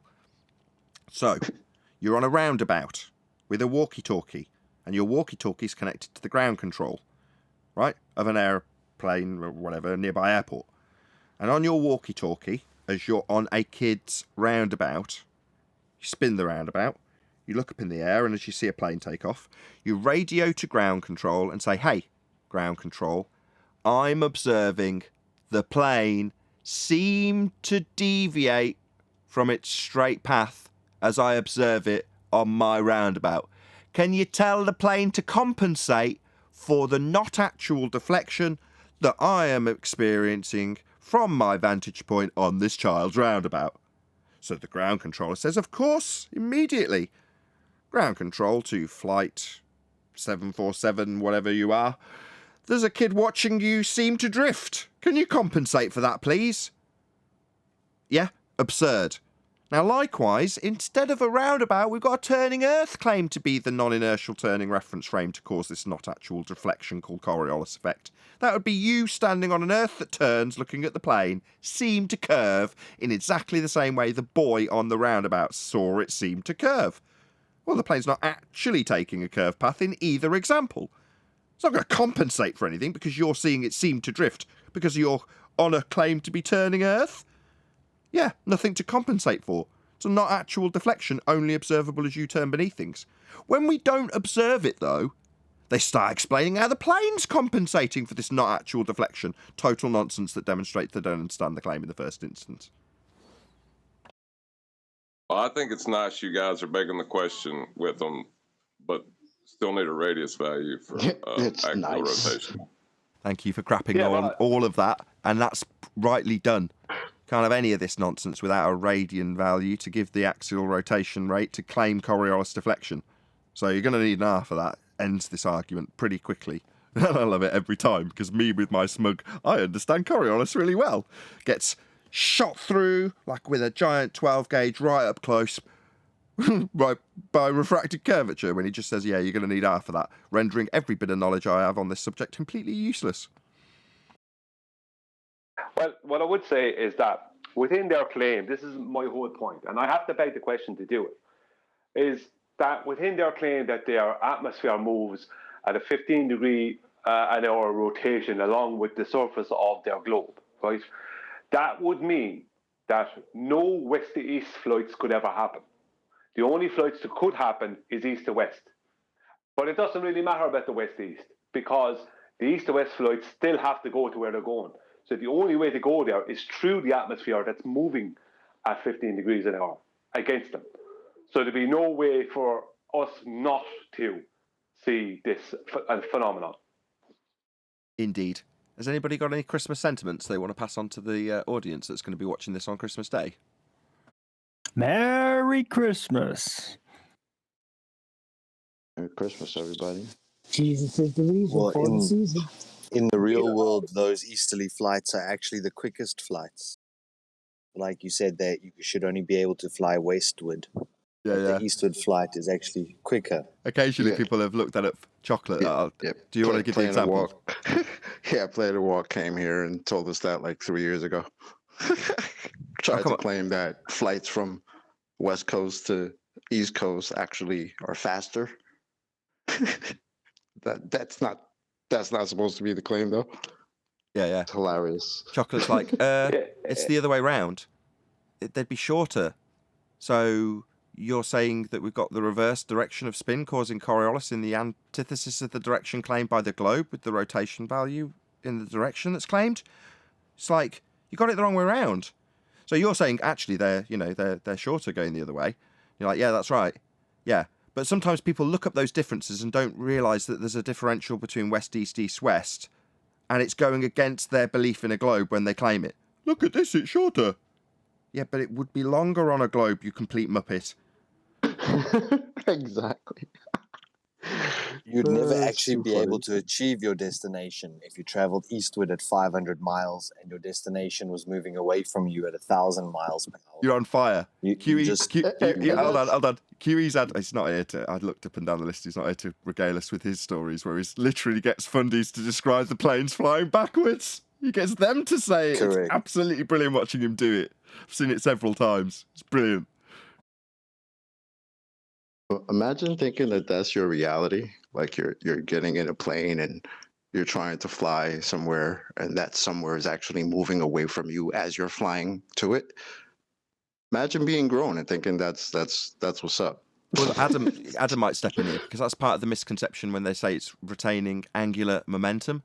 Well, they misinterpret that to mean that it's retaining the velocity of the atmosphere that's dragging along at the same rotational rate at whatever point on the globe. So let's say 1,000 miles an hour on the equator.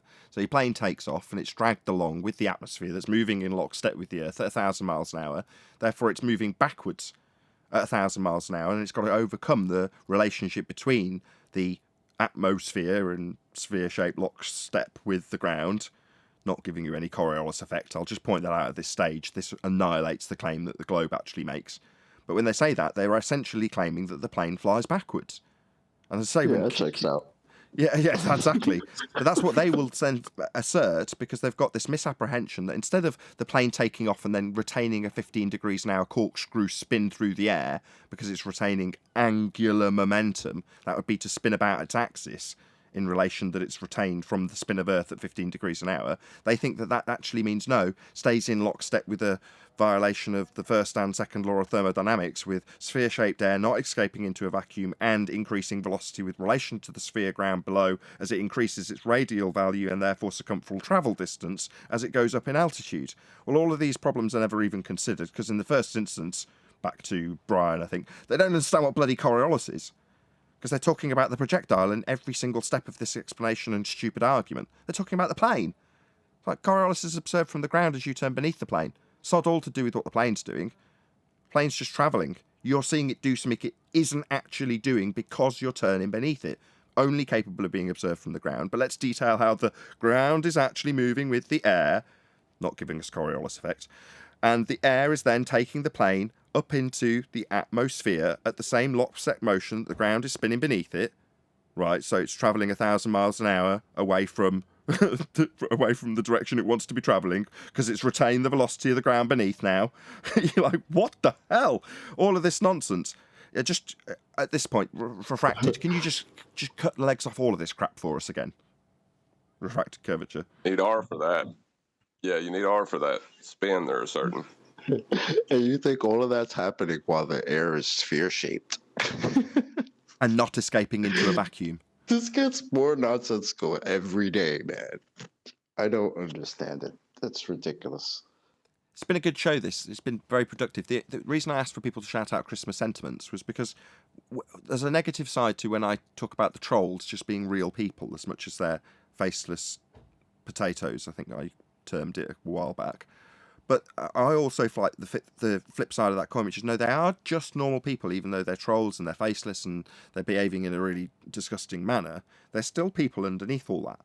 Now, obviously I had an issue with my youngest daughter having a seizure yesterday and rushing her to hospital with her choking on her own tongue. It was very, very stressful. A lot of my long-term adversaries set aside all differences to send me some well wishes. Now, don't get me wrong, there was exceptions where they wanted to make damn clear I knew that they were my opponent whilst laying out their sentiments of well wishes, but they were a small handful. For the majority of the people who are on the opponent's side, I want to say thank you. So I'm not going to name any specific names, although I do want to, because one of them's the longest serving troll, which might give someone, you might figure it out from that. But thank you. You know, you are real people. I know that. I've known it all along. Having a good understanding of how people abuse the internet. So, but you're still regular people, and the ones that didn't rub it in my face that their opponent wishing me well, you know, I did appreciate it. I put a little heart next to you to hopefully express that sentiment, and it was nice, especially as it's Christmas, to get that kind of, you know, when I'm expressing it from their negativity in terms of being faceless trolls, but I say, but they are still real people, to see the implications on the positive side from that sentiment that I've expressed a few times was lovely, and I want to thank them for it. So thank you, opponents, in this regard. That really did, it was touching. Right. Give some hope that there's still humanity left in all that. They're just people. Right? We're all just people here in any corner of this arena, regardless if you're a faceless, nameless troll tapping away abuse. Doesn't matter. You're still a person typing that abuse. But that's what I was gonna say though. Like, that's what we are. We're just people, right? So why is it that we have all of a sudden become your guys' enemies and you got to take us down and shit? Like, I don't understand. We're just people like you guys that have questions about this crap that we're taught.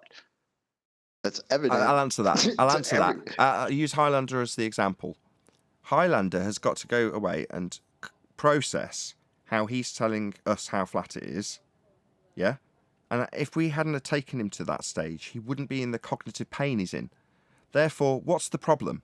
Is it the cognitive pain caused by a globe earth faith that everybody believes in, so it must be true? Versus someone's pointed out how that doesn't work. Which is the lesser of two evils for that individual? Well, the automatically deemed to be ridicule-worthy flat earthers, or the bigger lie that has wider implications? The lesser of two evils is attack the messenger. Ridicule the flat earther, and the pain will go away. That's it. There's your answer. But does the pain really go away when every day you go out and you experience it? No. It doesn't go away. Just for share your pain, it gets worse. It's like a medieval tactic, right? supposedly in medieval times, yeah, they would have shaming polls. They would lock people in, and everybody would be encouraged and allowed to throw rotten tomatoes or whatever, right? It would still be a guard that For they shame. stone him. But yeah, it gives a temporary relief, and flat earthers are kind of being used like that. They've tried, Owen. I've got a little message, Christmas message for the ballers. Because, particularly for the ones that have come in and that they do try and put their side to it. So I'd just like to offer my contrafibularities for all of their hard-fought pericombobulation this year. Contrafibulated. That's kind of courtesy of Black I Adam. like that. Don't rumpus him. Go ahead, Adam. It's kind of courtesy of Blackadder, but there is a meaning there. Contrafibularities are false congratulations sounding congratulatory whilst actually pulling someone's leg. And a pericombobulation is to mix a disturbance and confusion. So, contrafibularities on your pericombobulation this year, ballers. Oh, Learn bloody something hell. new Who every day on interrupted him? Flat Thank Earth you so much. Contrafibularities, Thank you right? so much, Arwin. Do you want to Sorry. just do the last statement again, Adam? Yeah, of course. So I just like to say to the ballers, my contrafibularities for all of your hard-fought pericombobulation this year. Thank you. Well, I would like to say that to a happy Christmas to all, and New Year, Happy New Year to all, flat and globe. They're just humans. They didn't do anything personally bad to me, but I'll argue with them all day. But that doesn't mean that I view them as my number one enemy or anything like that. Right, and in the interest of balance, I hate you all. I hope you all die in a fiery hell of nastiness and get cancer. Just for balance. No. I have a question for Brian. Brian, will you be calling up Rumpus after you had a few again? Because that would be classic to hear that. Did you record it? No, Rumpus is in the past. No, I didn't record it. No, Rumpus is in the past. Rumpus is gone. Nathan, can I add that the video with Clover was probably one of the cutest videos I've seen all year? Oh, my goodness. Agreed. First of all, he made me cry. And she was talking. I'm like, oh shit!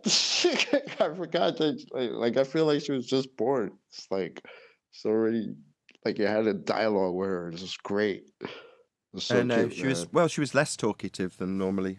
So I don't know. Take She's that. usually more talkative than that. Yeah, she's normally a lot more talkative. She's very intelligent. In other words, you can have a proper conversation with her. You can talk about how our day's been.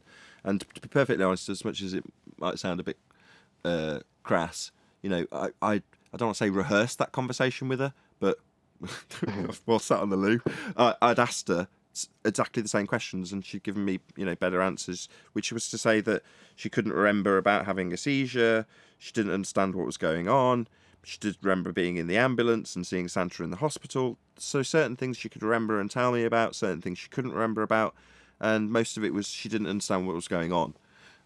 So I'd had that conversation and then thought, there's been so much love sent my way, the least I can do is show people, look, she's okay. And the best comment I got was from somebody who said, like, nothing has happened.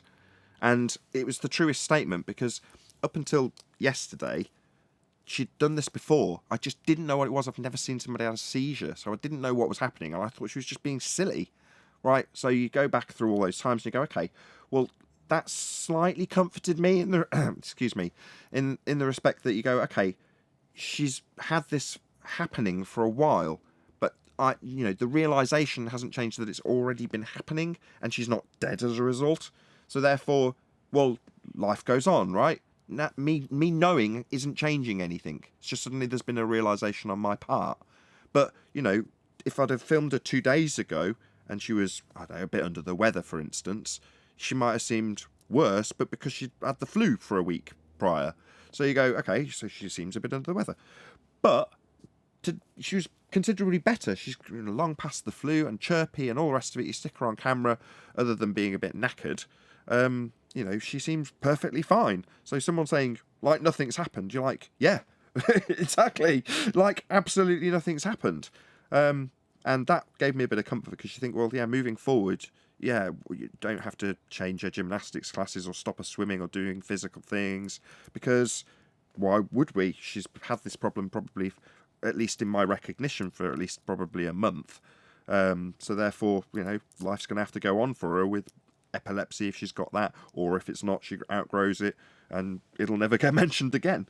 But ultimately, it's been something that's occurring. So somebody saying like it's never happened, you're like, yeah, so I can carry on with her as much as possible as normal, other than my own fear, which I hope not to project onto her.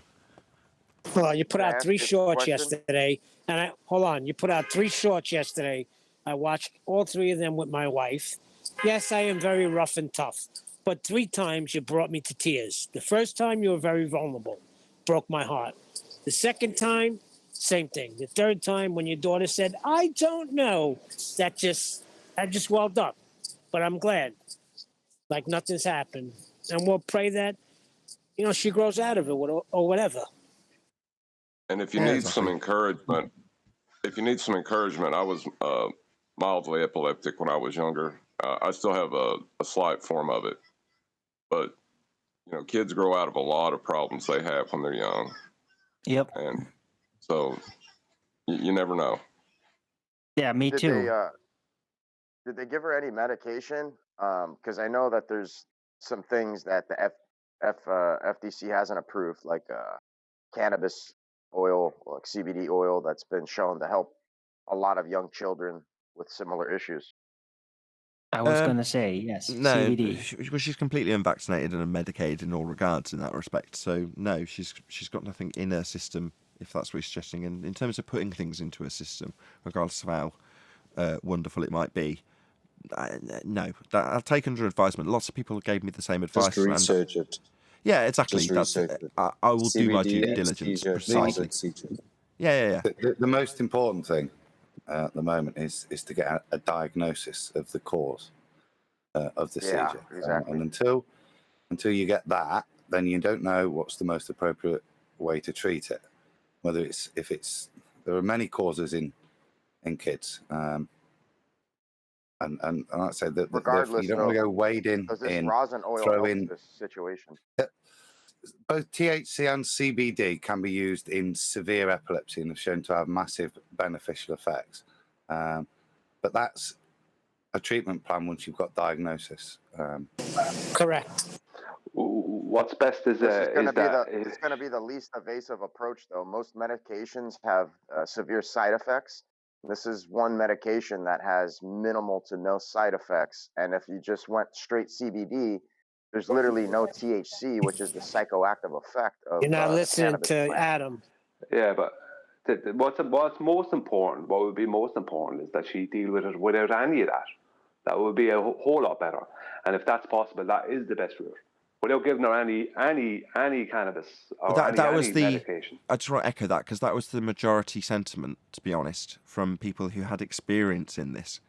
So I know John's just piped up in that regard, but typically speaking, the ones that gave examples of trying various different medications were like, you're better off without them because you just have to deal with it, was the kind of sentiment. Not to say they were against medication in any regard. Obviously, a lot of these people who had experience with it had tried various different things. But for the most part, the sentiment was all the same. It's something that if that is the case, you'll have to deal with it, or she'll have to deal with it. We're secondary to this in regards to that. It's her that's got to actually cope with it, not me. And that's something that I've got to kind of learn to deal with, because it's like, all I will do is make things worse and project my fear onto her. That's all I'm going to do. So all I can do is make things worse. It's her that's got to actually cope with it.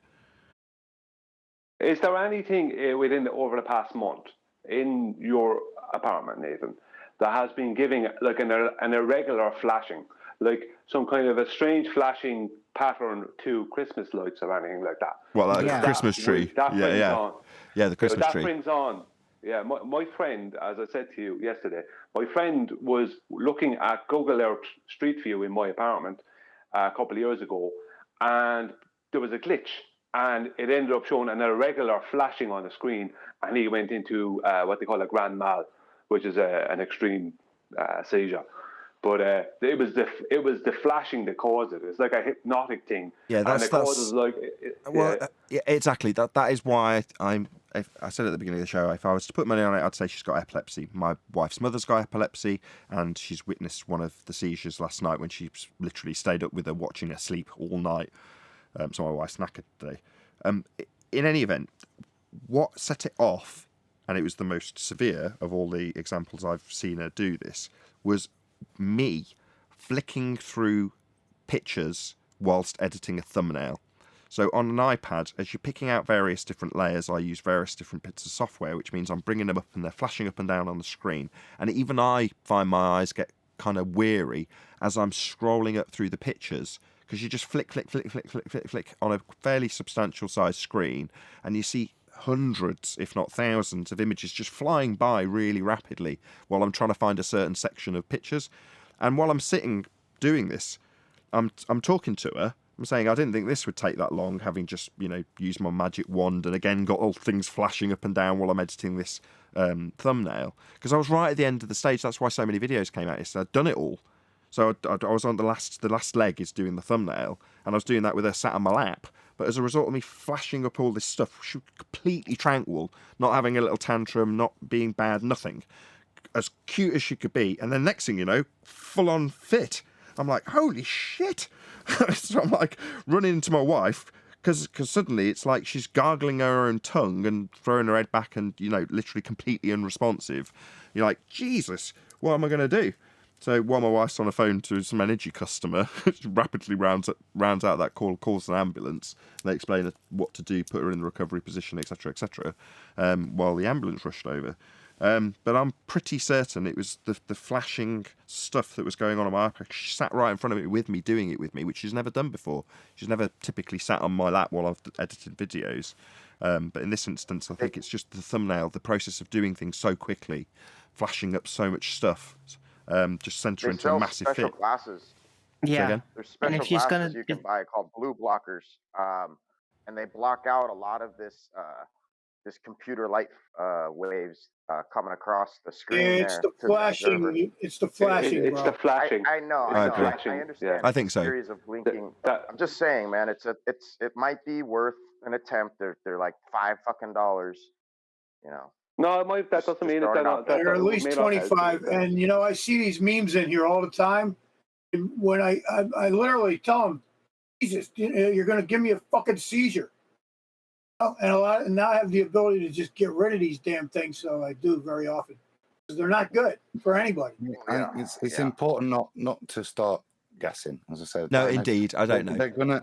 They're gonna test for these things, and what they will do is probably ECG and stress tester with some of these things, Nathan, just to find. That's what they did. Sorry, they did an ECG. That's what they did.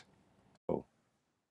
So which I was delighted about, because my primary concern was it would be heart related, which you need to know. Mm-hmm.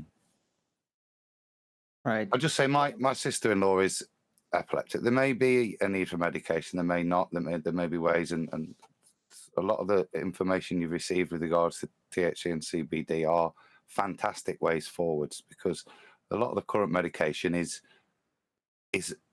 very heavy in side effects, particularly for girls. So certain drugs will be not available to her when she gets into a later teens and she's fertile, because there's all sorts of issues there. So there's, at this early age, if they can spot it and you can start to look at more natural things, I think a lot of people are doing that. So that's good advice. But I'd say the most important thing before you can take advice is to get a diagnosis of exactly what are the causative factors. Maybe there are ways of managing it and limiting medication if it's needed, like glasses, which can diminish photosensitive seizures or the risk of them. There's lots of ways, but the important thing, and you've got friends around you that know stuff, and by the looks of it, great advice on the internet as well. And I think moving forward, she's going to be fine. I agree 100%. I just wanted to mention one thing. I wanted to mention one thing about the CBD, just in case he's unaware, that it's not gonna affect your attitude or your thought process like as if you were stoned or something. It takes away the complete high aspect of the medication and only provides the medicinal properties. Yes, CBD works, but Well, you diagnose well, first. Can I say something? Because I have photosensitivity. And if I hadn't learned to deal with it, I would have pretty severe epilepsy as a consequence. I figured this out very early in life. I've very, very good eyes. That means I get a lot of optical information. That means that, yeah, flashing stuff, flashing Christmas lights, I have to look away. I have to look away. If I start staring at that shit and then get hypnotized, then bad things happen. So what Nathan told me about what happened, that she first got all quiet while watching at that and then getting epilepsy-like effect, that's exactly how that happens. You kind of open your mind to all that info, the flickering, you get hypnotized, and then things goes wrong, right? That's exactly kind of what I got. I would let her know And that. the only thing would I've let her know ever that. needed to do, can I finish? The only thing I've ever needed to do, no medication, no CBD, especially at that age, just needed to be aware. Be careful with flickering lights. If you feel like you're getting Correct. stressed out in a certain way, just close your eyes or walk away. Don't be peer pressured with that. You just take care of yourself and make Right. sure you don't I think I think the overstretch guy your in optical nerves. I think the guy in Discord's agreeing with you and saying, tell her that. Well, Yeah, I agree. fortunately, she's very intelligent in that regard. I can have a conversation with her and explain stuff to her. So, I explained to her what a seizure was, and she understood, and then said pretty well, actually. Where between Which means I can explain to her flashing lights, etc. Yeah, If I would you- tell her to if stay. you- Like if she feels funny, look away and don't sit there trying to figure it out, thinking about it. Just if you feel funny in any instance, looking at something, close your eyes, look away, and try to clear your thoughts. Okay, yeah, that's what I will. I think that's good advice. That's the first piece of good advice about. last bit is fantastic advice, Nathan. Yeah, I'll take that. I will do exactly that because I know she could. My eldest wasn't anywhere near as verbal at this age. Couldn't have a conversation with her. Couldn't explain stuff to her. But globally, you can, which is very useful. You want to hear a funny You're story? welcome. That was my advice. just one second, John. What I described it to my friend who has grand mal, which is a really severe seizures, and the description I gave him, he totally agreed with. So this is not just coming off of the top of my head. I also gave this description to, I think, 2 other people whose relatives had seizures the same over the years. Basically, we have think of it as a certain flow of electricity through your body, and then suddenly that flow is sent backwards. So if you can imagine, that's what happens. So there's an interruption in that flow, and that flow is sent backwards in a direction against the other flow that it shouldn't be happening. So there's this like a battle within, like electricity battle within your body.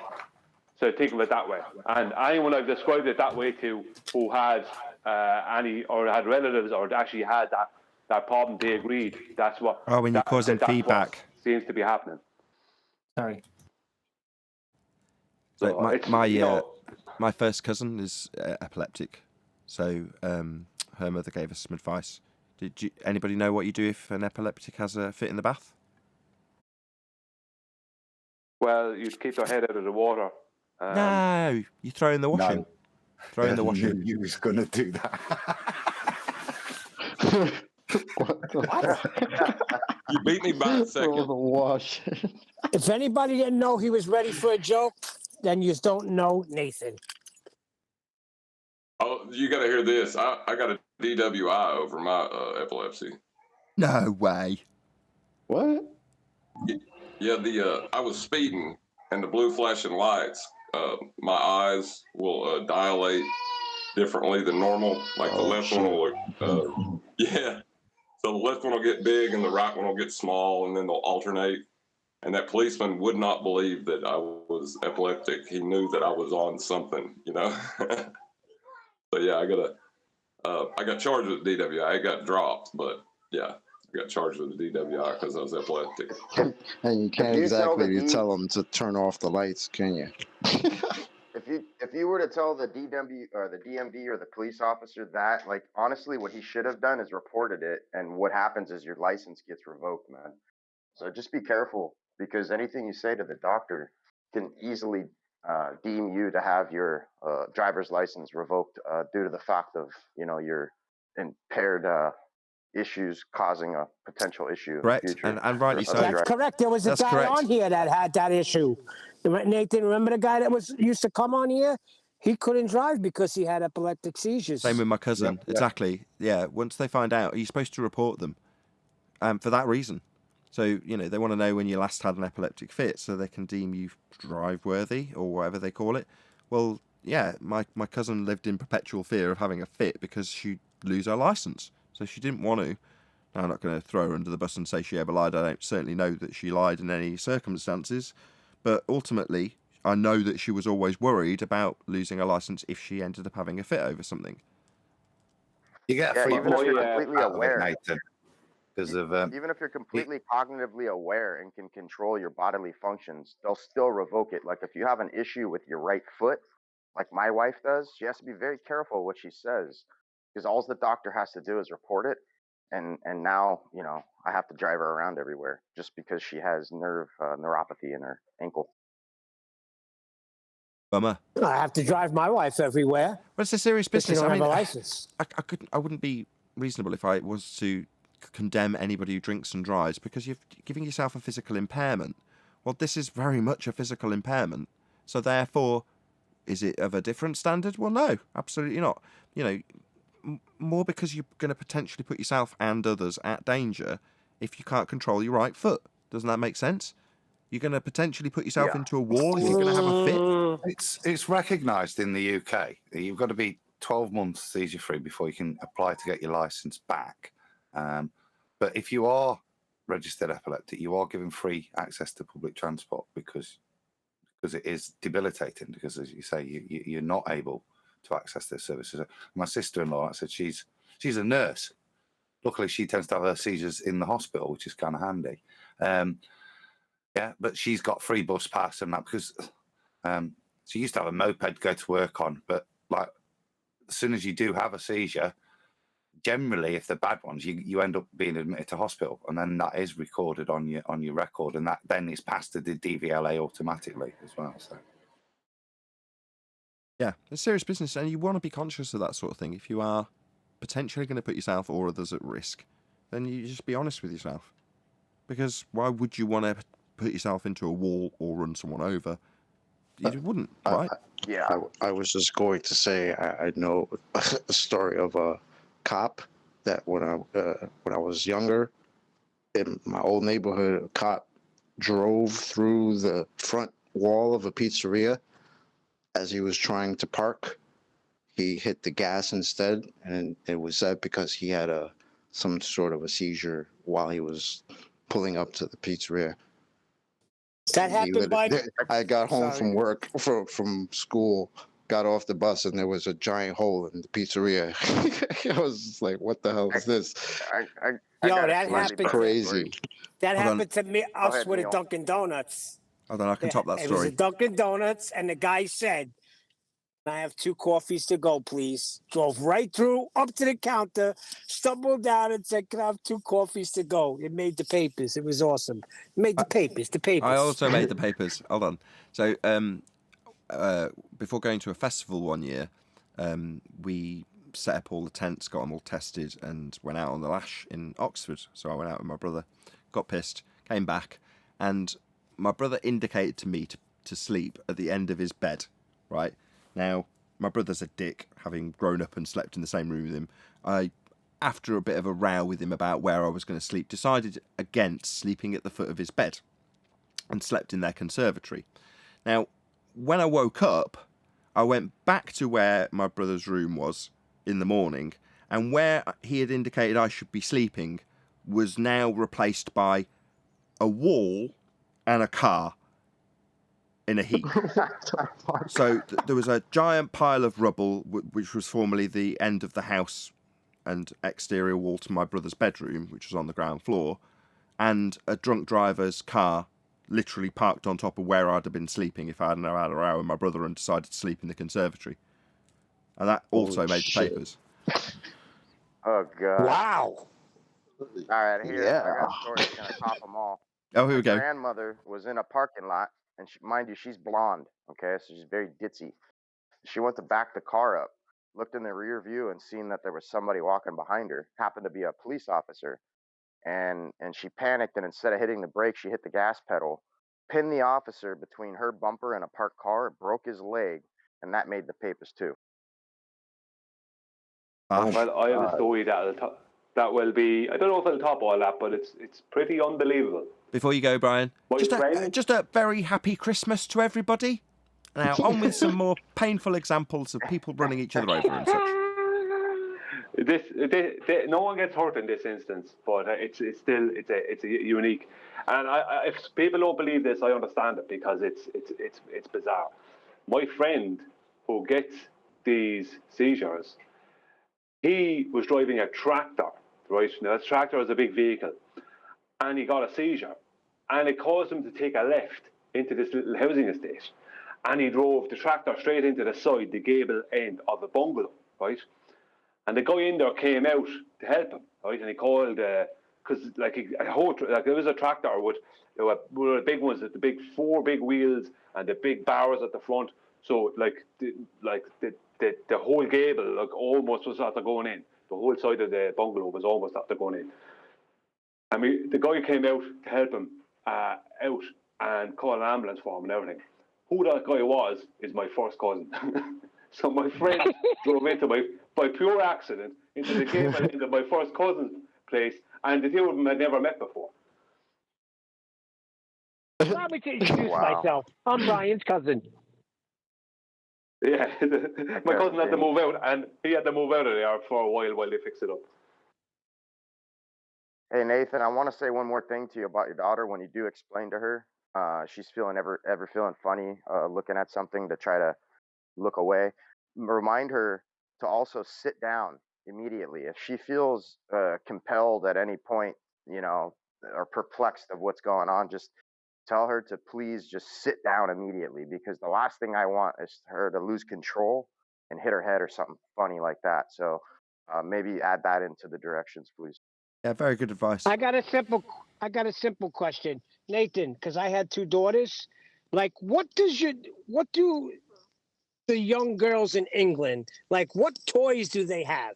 Because my kids have bananas and pajamas and Teletubbies. Like, what's the big toy now for little girls your daughter's age? Diana. Diana? Yeah. Diana's a naughty Russian on YouTube who has her own toy line. Oh, okay. And Diana. Barbie. Got it. General girly stuff. They used to be into Paw Patrol, but not so much anymore. Yeah, well, that could go for boys too, because my son was into Paw Patrol. All right, just a little question I had. Thank you. Talking of Paw Patrol, right, because they come and go in terms of their fads with toys. My wife likes to bargain hunt and buy various different toys. And we went and took them to a toy place that stuffs toys for you. Build-A-Bear, I think it's called. And we built a couple of these Paw Patrol toys. And then she shopped for a load of second-hand ones just to make up the set. And each one maybe cost, 10 quid, maybe 15 quid if it was a really nice one. Anyway, we got the whole set and they lost interest in them. And then she looks up how much they sell for now. And they were selling, one of the bears sold for in excess of £100. One of these bears. So I think she sold 3 or 4 of them. I think she made about 300 quid selling these Paw Patrol bears. I think the maximum retail, if you bought them all fully clothed, was about 50 quid, brand spanking new, with the privilege of building it in the shop and having all the stuff fluffed into it and all the rest of it. It's just nuts how much these things are worth second hand, because people are obsessed with Paw Patrol when they're 3. And I asked my daughter, I was like, do you mind if we give up this, whatever it was, rubble doll to a spoilt kid? She was like, yeah, the spoilt kid can have it.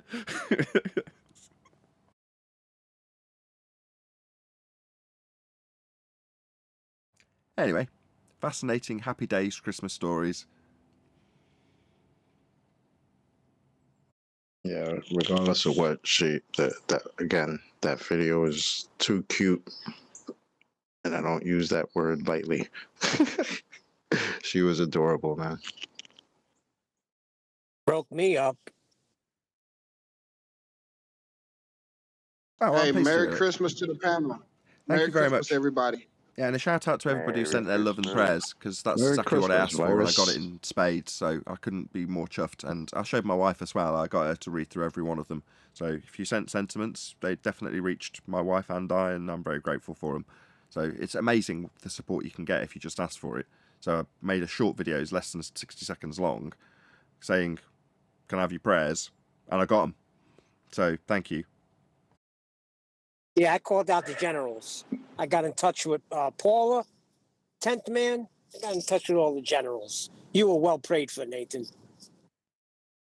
Good feeling. Merry Yeah, I Christmas think back to despite Boris. all Oh, them guys can pray better than me. Is that what it is? Oh God, don't start. Yeah, back to you, Virus. Merry Just Christmas. accept. Appreciated that. Happy Christmas, there, everybody. It's okay. Thanks. Just accept your second You class too, Hart. status in the Discord server. It's how it is. I like Neil's ranking of I'll make sure the good Christians in my opinion. That's pray. I'm not what so I worried said. about those other Yeah, the folks. non-sinners. Yeah, not the what I elite. Hold said. on, everyone, calm down. If it Never makes you mind them feel, Gentiles. let Not me what I just. said. If it makes you feel any better, Neil is only a hair away from being with you in the Discord server permanently. If that makes you feel better, Har.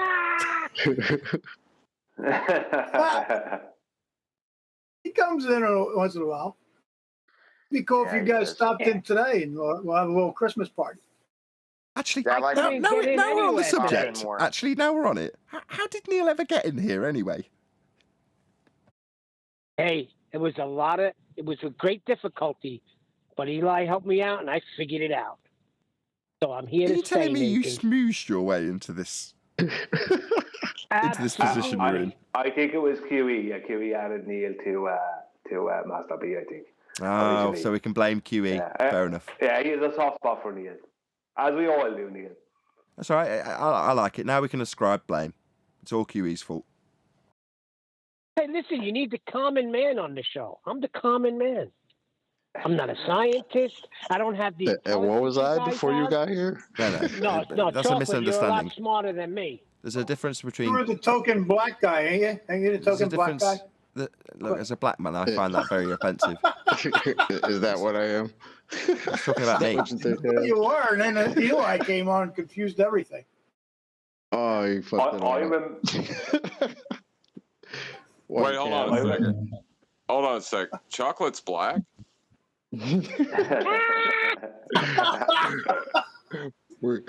we just If went you're gonna- 5 That was years a good ago. Listen, that's wrong, Hop. If you're gonna say the token black, it's not. It doesn't go to token black guy. Like I'm the token guinea. You got to say the word if you're gonna call it a token. You can't say The he's the token black best guy. episode was when Sleeping Warrior found out I was black. Because he didn't know I was on the show for a while. Chocolate, I remember when we had you on Iron Realm, and that's when I found out. As I said, I always imagined Chocolate with his voice to be this big, fat Hawaiian dude. I don't know why. A Samoan or something? I don't know what it was, baby. Damn. It's just the deepness of the voice. I don't know why, but that was. And I also didn't think anyone black would just be that obvious with Chocolate saying. So I kind of assumed it had some other meaning other than, as you admitted, that your black friends called it because of the beautiful color of your skin, as I remember. So that, just like Sleeping Warrior, I didn't assume he was black. But one point, Chocolate, if you were the token black guy, what does that make? Oh God. Token. I don't know. He's the extra token. I always knew you were black, Chocolate. Never mind all that. Nobody knew that Kosho was a Jewish black guy from Texas. Or that blue balls was his father. He's not. Yeah. That's hilarious. Oh, no. Yeah, I think it's only reasonable that you remain equally racist to all races. Then it kind of evens itself out. I agree, 100%. You have to hate everyone mutually. Exactly. I still don't like Racism that they said- equality. I don't Racism like the equality. fact that it's a token black guy. If I'm the token guinea, it's not the token There you go. Italian guy. You got to say the word, man. You got to say the word. No, you don't. Forget about it. Forget about it. Forget about it. There you go. Skinny. I just want to give everyone a little bit of history. I remember Neil being on the Discord, and Nathan wanted him to stay on the Discord server because he was helping Nathan in there when Nathan needed to find out if one of the bowlers was talking over him or while he was and stuff like that. Was rumpus around people to hear what Nathan was saying on the Discord, and eventually Neil just said, "No more. I'm not going to stay here. I've had enough of this job." And Neil basically quit, and that's when he got promoted. No, because of what's his name, Rumpus. I couldn't hear anything. Rumpus would come in and just keep speaking and couldn't hear a word. And then he threatened me because he was 6'4" that he could beat me up. You know what frightened me? Because he was 6'4". Who threatened you because they were 6'4"? Rumpus. Only in his said, high heels. He said, Maybe I'm his width? 6'4". I'm not afraid of you, Neil. I said, oh boy, I better get out of here. He's going to beat me up. He said, I'm 6'4", I'm not afraid of you. In fairness, Rumpus could be 8'4", and we wouldn't know because we never see him. No, you can't hear that in somebody's voice when they're that tall. Oh, really? It's no. People don't He's tend not to. that Well, he tall. does talk down to you. Unless you're absurdly tall, and i.e. it's constantly noted to you how tall you are, then most people don't give it a second thought or mention it, right? In my experience with bullshitters online, however, there's plenty of short men that will add a few inches and make note of the few extra inches they've given themselves because they are delusional. Yeah, Rumpus is not a big man. I know it. Well, you don't know. Can't be. You can't have that voice and be a big guy. Oh, speaking of height, right? I saw. Yeah, but weren't we just talking about how voices could throw people off? Wasn't that the whole context of the conversation we just had? You can't be that big, have that rambly, quick type of voice. Is anybody here, Nathan? There's no giant fast talkers. Yeah, we're all rumping. Huh? So, do you guys know who Ben Shapiro is? Yeah, I love Ben. Yeah, he's a little midget, rambling little midget. Okay, yeah, okay. Jim Thank Bob you, does the Alwyn. best Thank you.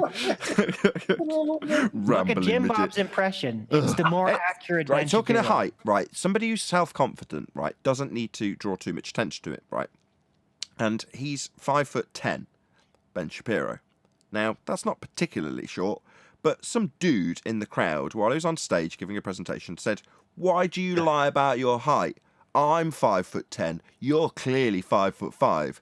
And Ben Shapiro, and I had no conscious awareness that height was ever an issue with this dude. It wasn't something I had thought about, this guy, right?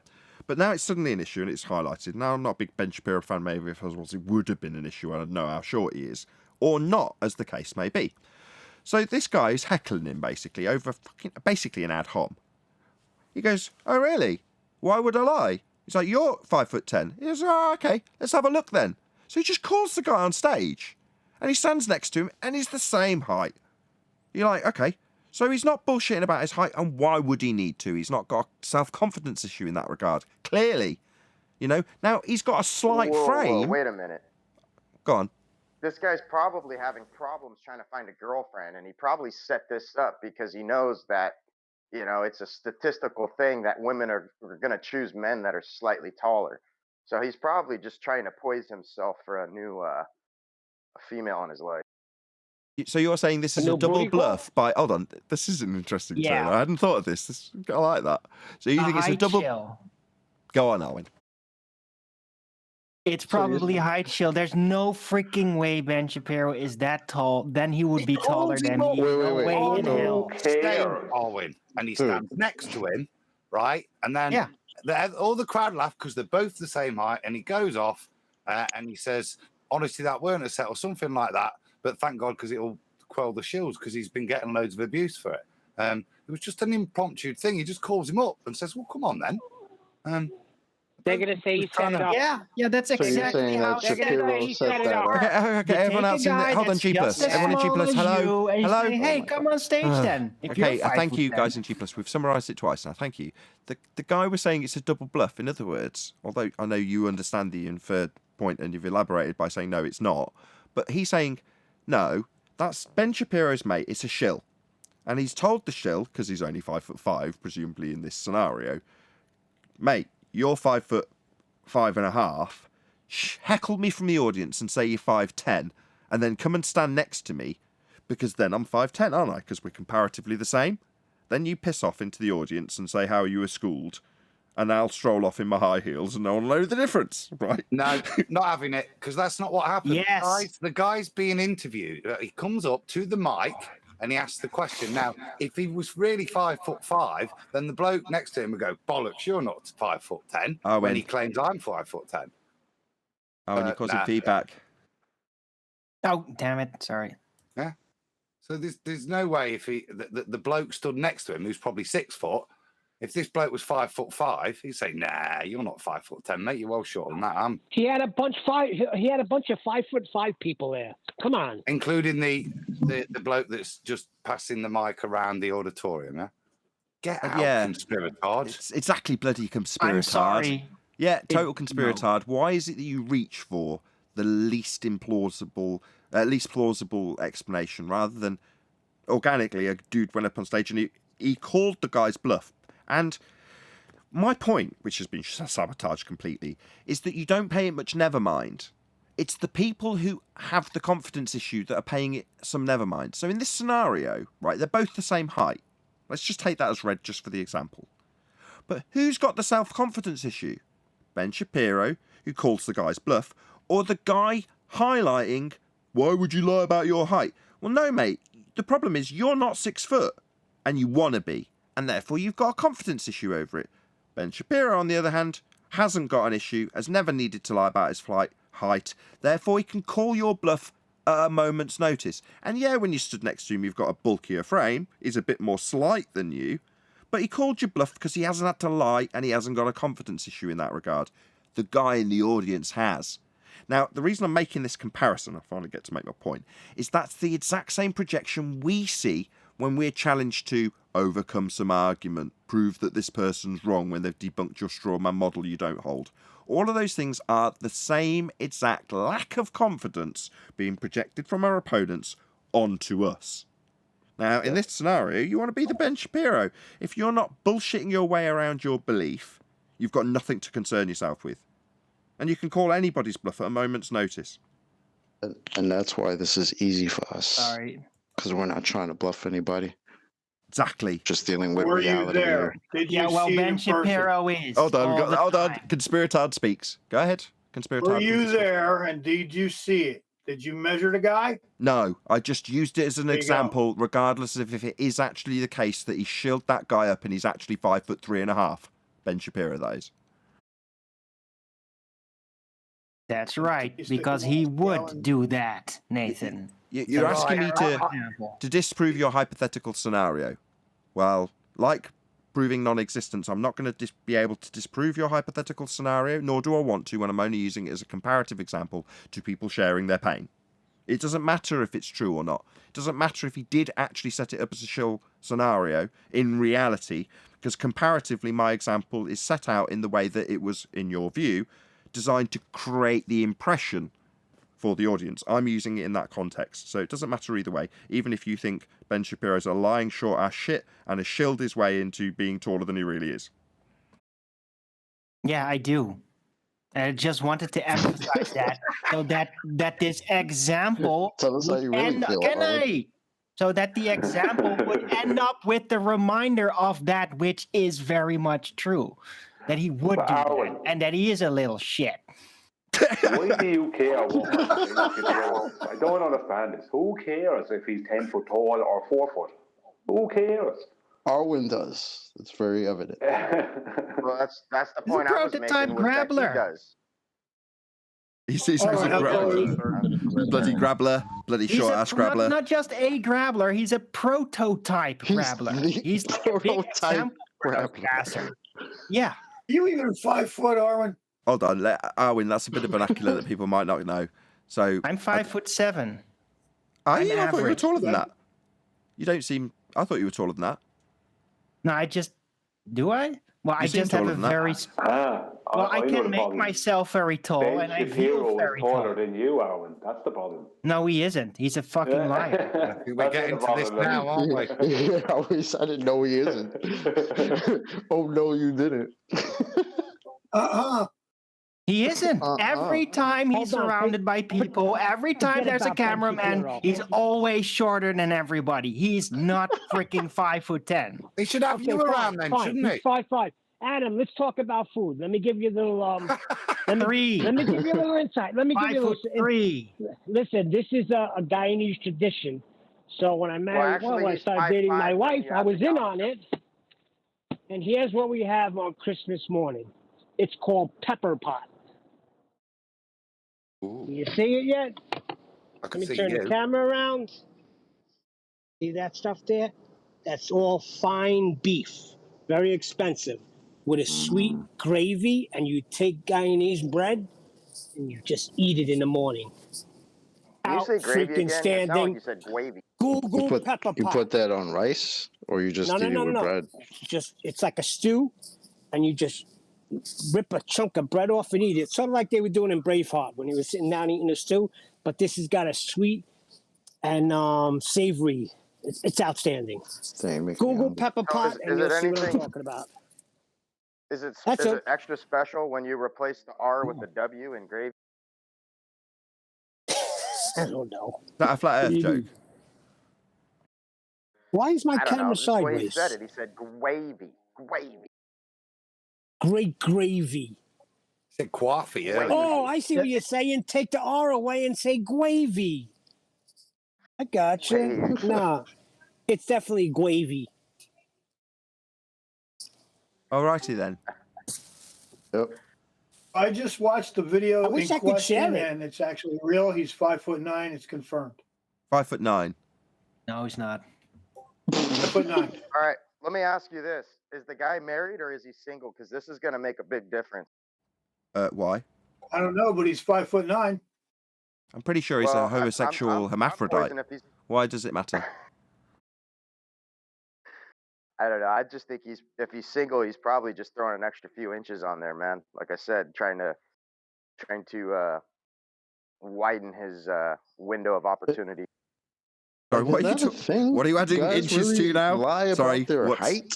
what's having inches added on? Look at that. Yes, No, people What's do. being widened? Whole category of people lie about their height. Yes, they do. Bro, How if are we you still talk to talking? any Integrated in Hello. Hollywood. Talk to any female on social media, she will tell you that 90% of the men she meets lie about their fucking height, dude. It's a thing. Speaking of What that, the fuck? you realize that Jaron? Welcome to the real world. I'm 5'6" Listen. and happy and proud. Ha! I'm taller than you, bitch. 5'6". Does everybody I don't realize believe that Jaron offered Jake the asshole a dick measuring contest? What the hell? I mean, back in the Very day, real. we used to call Absolutely 100% real. we used to call First he offered to fight You're him. gonna watch, aren't you? it used to be called a Then pissing. Jake entirely. It used to be called Oh a my pissing God. competition. Now it's literally flop them out and measure them. Dick measuring. Wow. Literally, absolutely 100%. It is real. I couldn't believe it myself, but it is true. Hold on, is there money on the line? Oh, I'll get in on this. I could tell you. No, YouTube channel. He wanted to. He said, "I'll fight you," and Jake turned that down, and then he said, Let me you get know it what, straight. let's measure If I've got a bigger dick, I might actually get his channel. Yeah, yeah. So he turned them all down. He turned it all down and turned like if you've been paying attention to this insanity, I mean, just, I don't know if it's even real. Hold on, let's just get it clear. Jaron, is this bet still open? I mean, can I take you up? Is that a possibility? Because I wouldn't mind 120,000 subscribers if you're just offering up your channel based on who's got the bigger dick. If it means you're going to have to show it on your channel, you might have a problem. I'll flop it out for 120,000 subscribers. So people used to But your channel's going to get like banned if you do that. You know so that. people used to like race for like pink slips and titles and shit. And in 2021, we're pulling out dicks for YouTube channels. It's pathetic, isn't it? It's absolutely pathetic. Grease lightning. Grease lightning. You're still going to get banned if you do that. but I can tell you this, man. My dick could definitely defy gravity. It has a downward bias completely. God, Downward bias. too much information. Not as big Well, that's as not mine. You good. got the Italian sausage. Okay, now that we've heard the I got jovial dialecticity side in of this it, thing. what was the sentiment? Jaren's not that shallow, i.e. there will be a deeper sentiment to it. Can somebody explain that to me who's watched and understands Jaren's sentiment? I've watched several of these videos. They're going after each other, you know. No, that bit I know. This Right, bit okay, particularly, so- what's the sentiment? There'll be a deeper message. It won't just be floppy dick out. That seems far beneath Jaren's general intellect and demeanour. So there will be a deeper sentiment to this. Does anybody know what it is? I'm just pretty sure that Jaren knows he's got a bigger dick than him. That will not Because- be no. Oh, no. Don't sell Jaren short. That might be the surface level humour that Jaren's implied. Yeah, I know Jaren well enough to know that will be the surface level dick level humour, the dick and fart joke humour that is thrown in for comedic effect. But what's the deeper sentiment? If you don't know, just say I don't know. Oh no. Sword fight. It might be an He implication of hasn't a elaborated on it. Well, you're talking about Jake the asshole, like this? Yes. Like, what's he about nowadays? Like, what's he doing besides this? Insane. I mean, He's Being psychopath. a He's nuts. bastard. Like All always. in the name of comedy, bro. It's all comedy. As crazy Yeah, as being he a wants to bastard be, and a disgusting, just amoral comedy. scumbag. Yeah, it's very funny. Ha ha ha. You understand that that's what Well, I he's was- claiming. all right. Will continue to claim and continue to. I don't know Jake very well. He turns everything on you. I don't know. He I had don't know much about that guy. Jaren saying, "What will it take? I will take my videos down.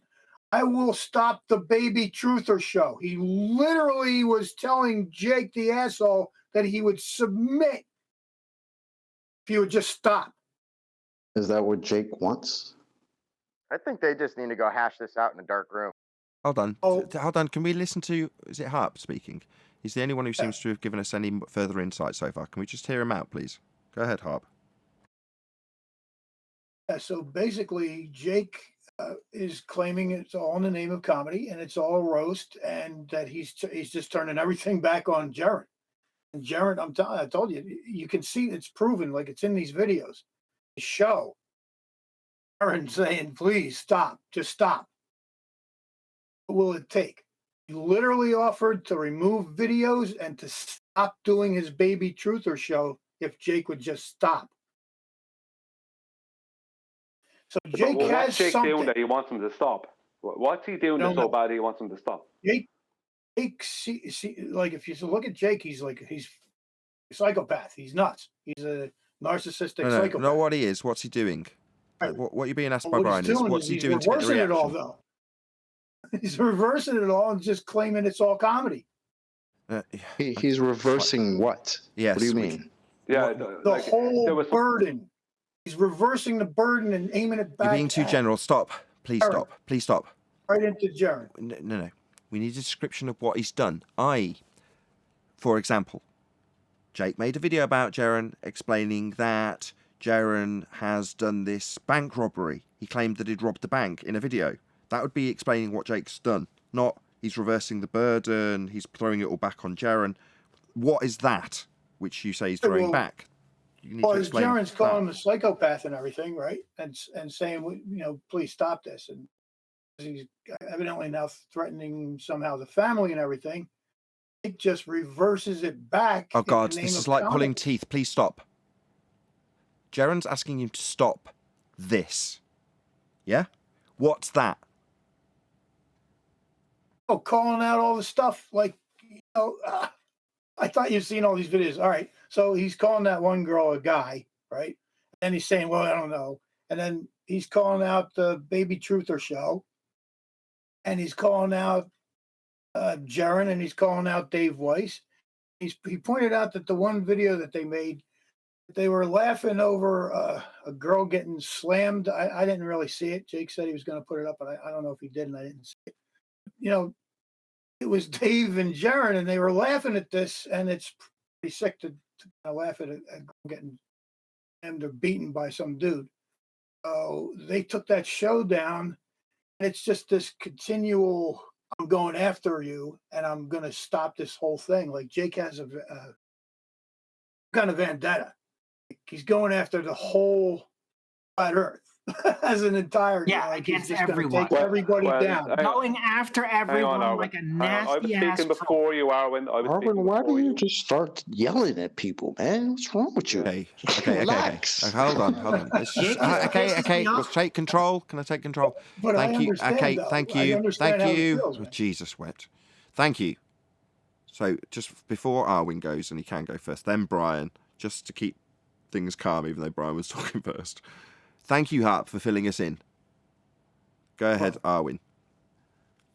Yeah, Jake goes after everybody. He is a self-confessed professional troll. He knows no moral boundaries. He's disgusting. He's a open, proud drug addict. Hard drug. It's disgusting. The guy is an atrocity. He attacks everybody. He doesn't give a shit. He's totally out of control. And that's supposed to be funny? Supposed to be a comedian? No, he's a train wreck. It's a miracle he's still going and he's killed himself through his own stupidity and recklessness yet, right? I don't understand what people see in this guy. I really don't. Okay, thank you. Go ahead, Brian. Yeah, thanks, Nathan. I don't care about all that stuff about what he does, where he takes drugs, he's an adult, whatever he does is his own business. I did see just a clip of that video that he's talking about that was shown by Jaron and David Weiss, whatever, on that show. And that's not something to be laughing at. The guy flings this girl around the place. It's not funny. He was right to point it out. It's incorrect. They should just I don't know where else it's going because I haven't been following it. But Jake was right. That is bad taste. It's wrong. And that's it. I don't care if he uses drugs. That doesn't make him wrong. That's just character assassination, Arwen. Oh, really? So you think that's perfectly normal that you just completely heavily on drugs, go on camera and act like a complete maniac? He didn't say any of that, Arwen. He didn't say that. Not yeah, he's also wrong. That's right. Right. He's also Let me ask. Can I ask a question? Is this Harp guy? I mean, not Harp. Sorry, but Jake. Is he a flat earther? Is he still a flat earther? Is that what he is? Yeah, he's flat earther through and through. He's been flat earth for years. Now, okay, I don't see too many of his videos, but he's definitely flat earth. So this little thing against Jaron and Dave Weiss has had nothing to do with that. This is all just about this video you were just talking about. No, he's attacking them on different things. I haven't seen all of it, but he's attacking them on different things, and they are because as he's rightly pointing out, they have a big channels and they represent a lot of people. And when they're putting this kind of stuff up there, that's not something I want to be connected to. I would be completely against that. Things like that are getting thrown around the place. I don't agree with that. So no, I don't want. So I agree with him pointing out stuff like that. I don't care how many drugs he did. Yeah, I get that. I just wanted to know what the context of the argument was about. That's all I wanted to know. Thank you. Yes, Chocolate. I still don't have the context of what's claimed, but it doesn't make sense to this point. Right. You're going to have to go to their channels. I just posted a couple videos in the peanut gallery part. I mean, at this stage, I can give you the expansion on Harp's version of they're calling out the Baby Truther show. They're calling out Jaron and Dave. It's aside from the claims that one of the hosts, a female host, is a male host. There's claims of insider nature, if you like, i.e. they're flat earthers that are here because they're paid by the government, i.e. shills, to cause disturbances within the community and promote a flat earth model that would be the azimuthal equidistant globe projection as a model which the world isn't. So based on his claims that they're shills and potential Freemasons, and the claims of symbology that they're putting out there. He's saying that they're bad people. That's the long and short of Jake's claim. Now, from what I glean in regards to the response, which I haven't kept up with, I'll be honest, hence me asking so many questions. Typically, I'm a fan of Jaren, but I don't know what's going on with this. It's obviously just not appealed to me. You know, I haven't watched this because I see the titles and go, I'm not interested in that, I'm afraid. Either way, from what I've gleaned from what Harp said, Jaren's at the point where he's saying, just stop. Look, if you've got an issue with this particular show, I'll take it down. I'll remove all of the videos that are about this subject, i.e. you and I. Just stop. How about it? And from what I glean, he hasn't. He's just continued and said, it's just a joke. It's just comedy. It's all in the name of comedy. I'm just going to carry on anyway. Is that where we're at?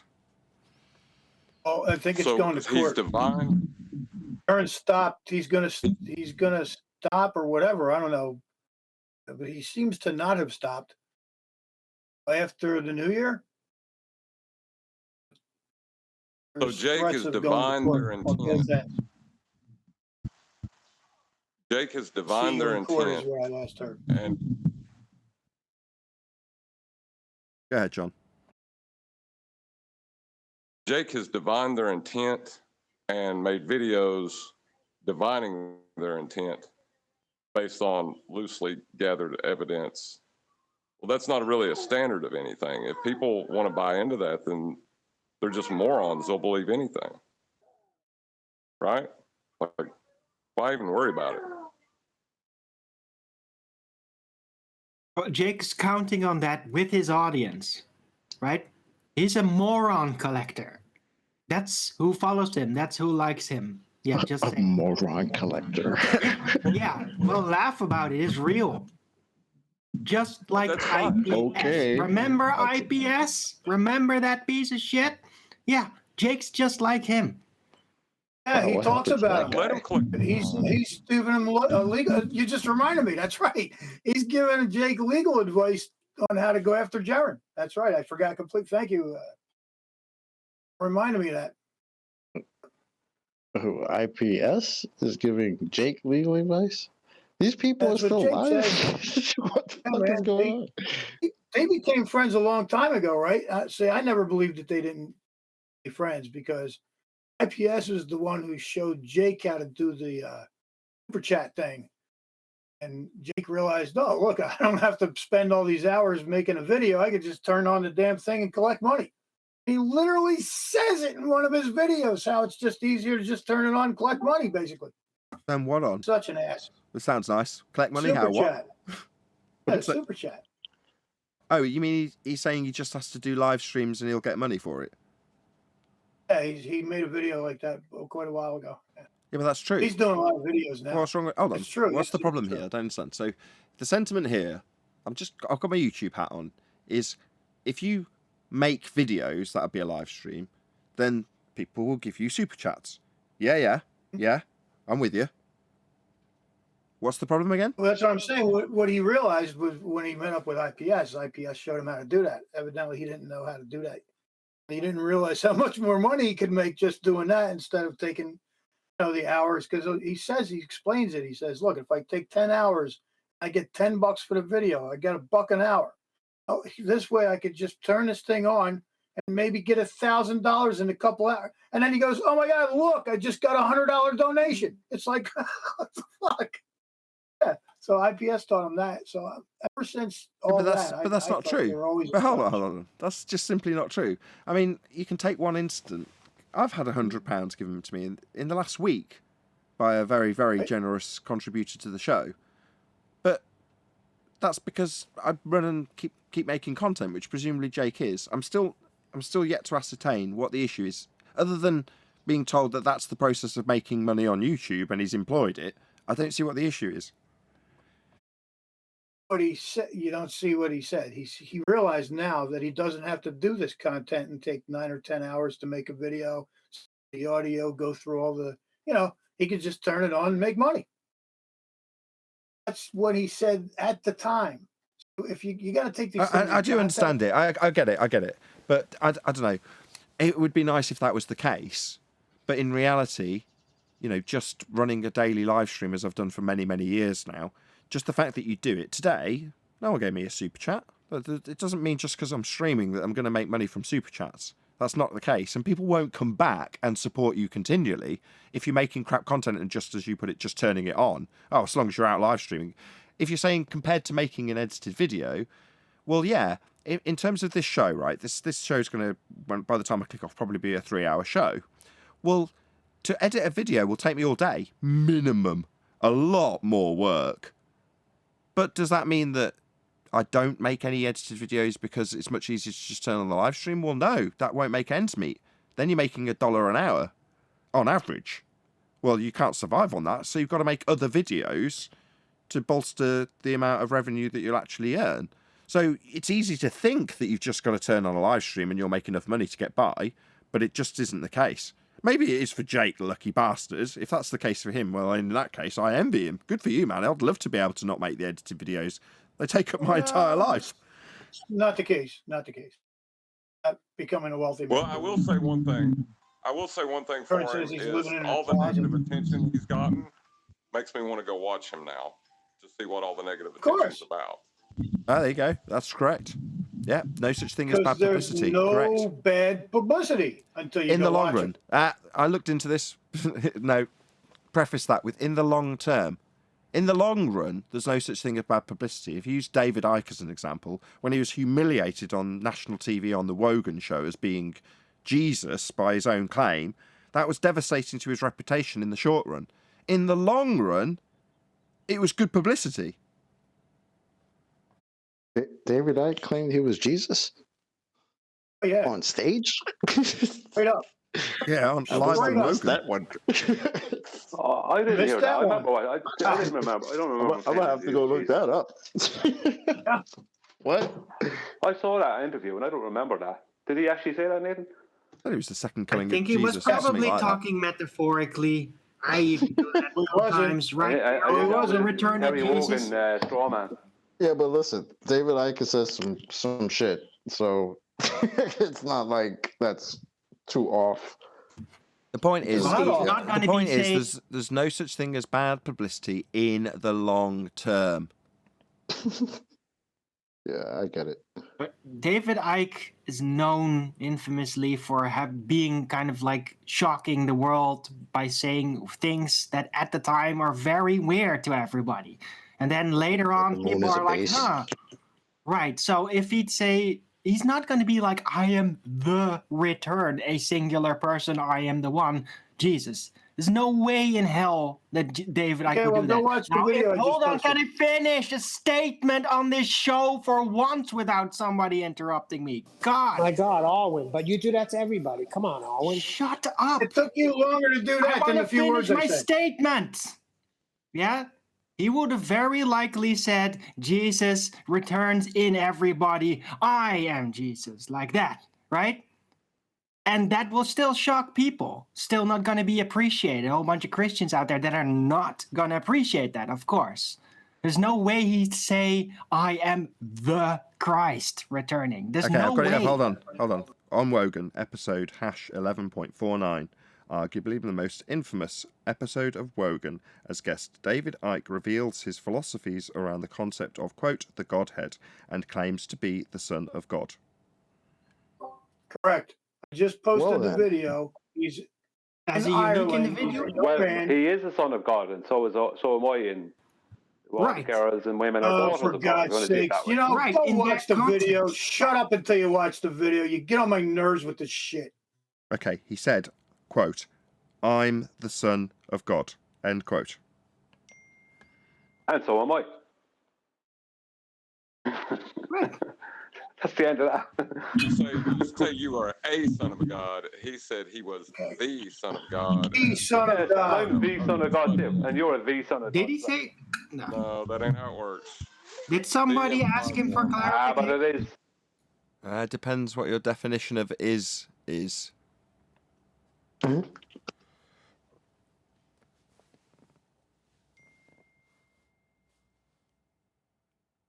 Did anybody ask him for clarification as to specifically what he meant? I mean, Rogans would typically do that. Did he do that? Did he elaborate? Well, Wogan apologized to him years later. He brought him back on and he apologized to him. It's one of for nearly Ireland's ruining his life. finest interviewers, I'll have you know.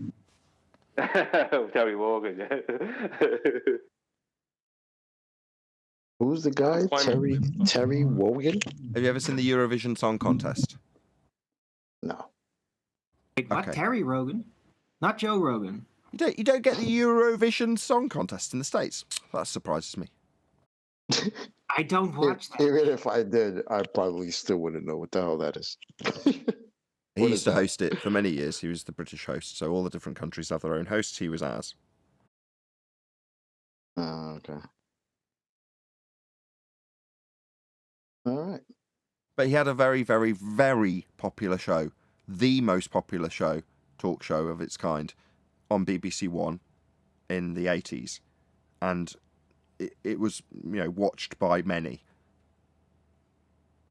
Yeah, and live. I would say sorry, I thought you were finished. I was just going to say it's live. It was a live show. It was unusual in the respect that it was done live. So when George Best went on and was absolutely shit-faced, the nation watched it live. Yeah, I would say outside of Parkinson, he was the best that Britain had as far as an interviewer goes. Parkinson was the boss. He was the GOAT. No one bet Parkinson. Rogan was lighter, but I agree.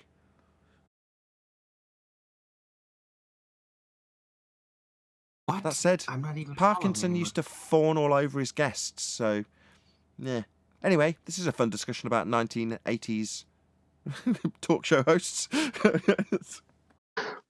Yeah, this conversation has been all over the place today, though. It's a good Christmas show, this. It's going out on Christmas Day, all of this. Awesomeness. Ho, ho, ho, ho, ho. Merry Christmas to you all. This is the road you can go down when you're dealing, ambiguities, like with the Jake and Jaron thing. Like, we weren't really discussing anything, just opinions on anything, really. There wasn't anything to talk about.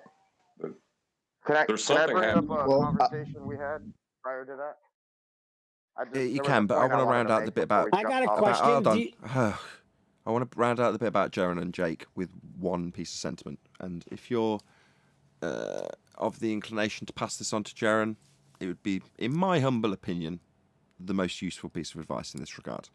Which is, if, and there's a big if caveat, Jaron's assessment is correct in terms of psychopathy, then there is only one course of action.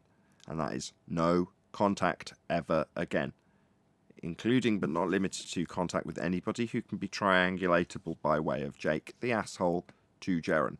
That would be his friend circles that overlap with Jaron's friend circles. No triangulation can be possible if you have a no contact rule implied and stuck to, rigidly stuck to, then you'll be alright. Going about suing these people, it's going to end in tears for you only, and the narcissist will just take negative narcissistic supply from it. In other words, they'll love every minute. Doesn't matter to them if it's negative or positive supply from somebody who's giving them adulation or someone who's telling them they're a complete asshole. Doesn't matter. Narcissistic supply is the same either way, positive or negative.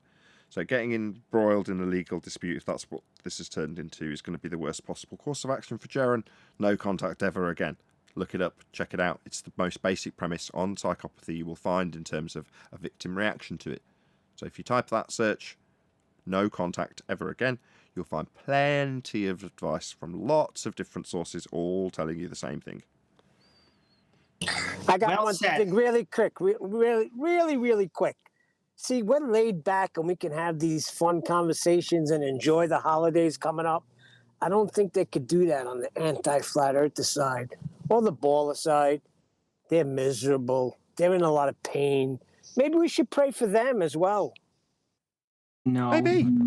Maybe. I mean, I think the sleepless nights that you have because when it comes up and you want to go in and affirm your bias by coming and telling us how wrong we are, then that's going to be the point that they experience pain. But in the same way I said earlier that they're just normal people, that doesn't mean they're not going to be enjoying Christmas with their kids. And, not every waking moment's going to be concerned with the fact that we're out here. But it niggles. You know, that's worse in a way.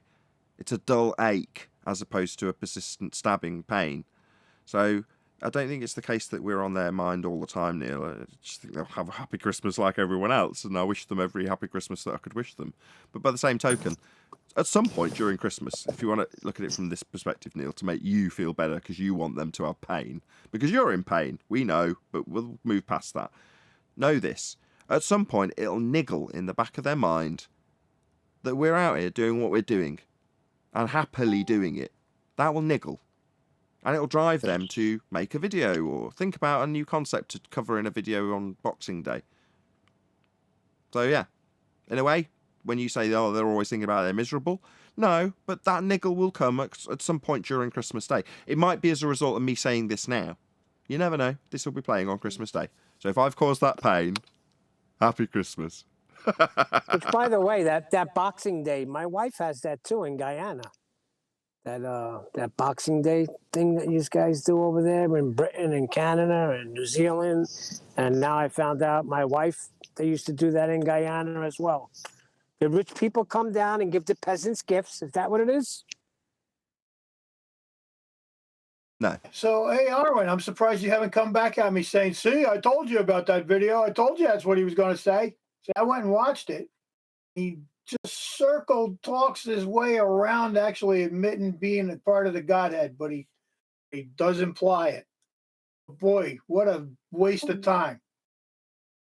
We're all sons of God and blah, blah, blah. Yep, he did exactly what Arwen said he was going to do.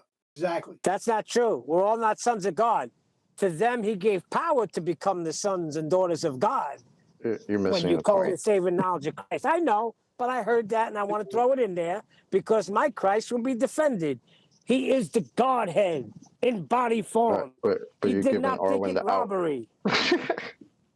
I don't know what Arwen said. That was I was directed in to traffic. Arwen. Sorry. Go ahead, Arwen. Get him. No, he's agreeing with Arwen. I'm sorry I couldn't hear anything through all your blabbering over it. Oh, so you think Christ being the fullness of the Godhead bodily is jabbering? Okay. Oh, I Blabbering, literally actually. don't remember any question directed at me because you rambled on. That's what I'm talking about. Shut up, Arwen. Excellent rebuttal. It wasn't actually a question. I was just admitting. That you were right is what I was doing. I wasn't asking you a question. Exactly. He was agreeing with Arwen. There's no get him Arwen. He was agreeing with him. He was saying, yeah, Arwen was right. The justification given was, oh, well, we're all children of God, so to speak. It's no fun. That's no fun. It's no fun when Harp is fucking honest all the time and son of a bitch always got to go look at the shit he tells you to look at and then come back and concede. Yeah, how dare you be right, Arwen? Sorry? What? How dare you be right and know what you're talking about, prick? Yeah, I can't help it. You know, I've tried to be wrong as many times as I can, but I just can't do it. I think he's shocked that somebody actually conceded to him that he was right. Nobody does that for him ever. No, don't be like that. Arwen's cool, man. I'll defend Arwen in this regard. Don't mistake Arwen's, Baldwin nature for actually being. Arwen's totally cool. Arwen's perfectly happy to even as concede. Baldwin, I'm always right. Arwen's modest Even too. as Baldwin, I'm always right. Just because the premise is false doesn't mean I'm wrong at what I do. Yeah. Sorry, Arwen rumpus me when I was saying how modest he was too. To tell you how always right he is. Yes, very much. Yes, I want to see the ball off. But I am want to actually see the ball right. off. I want to see the ball off. I want to see the evidence that I'm not the son of God. Yeah, that's a good one. Where's that evidence? Yeah, where's that proof of non-existence? Where's that logical fallacy being fulfilled? Let's do a genetic test then, Ryan. Oh, you don't have a sample? How do you prove someone is not the son of God? How do you prove that? Yeah, sorry, Ryan. You don't have a sample of the creator's genetics in order to compare it. Well, you can only go to what the scriptures say, and then they're going to say, "Well, that's not valid. That's the Bible." Well, yeah, but that doesn't prove I'm not the son of God. He's asking you to prove a non-existent point. So he's saying, prove I'm not something. Well, you're going to have a job to do that. Brian knows it. He's just pissing with you. Yeah. Okay. Son of God, descendant of God, right? If you'd say it like that, it's like it's a long run son, like a son somewhere. Yeah, we're all descendants of God. He created the humans. No. Yes. No. Yes. No. There's only one Son of God. Bullshit. All humans are son of God. No, they're not, Owen. Yeah, There's they only are. one. Just because some doctrine The a only couple of begotten thousand years Son of later God. made a movie existed, about you it, have the to Life of chant Brian. that all day long. Doesn't mean Sorry, that Owen. only he's the son of God. No, Wait a everybody's the second. son of God indirectly. Guys. Okay. We got a That's all verse right. that You can says, believe as that if many you as want. led by the Spirit Excuse of me, God. hello. Can you make way for Brother Righteous Force, please? Right. We got lots of scriptures, like one of them that tells us, as many as led by the Spirit of God are the sons of God. There's tons of them So everywhere. Yeah. give me the fruits of being led by the Spirit of God. Then give me the fruit of that, righteous. I am the Son of God. What, the fruits of the Spirit? You can't just give me a scripture and say as many as led by the Spirit of God. No, the Bible says that he gives power to become the sons and daughters of God, as many as believed.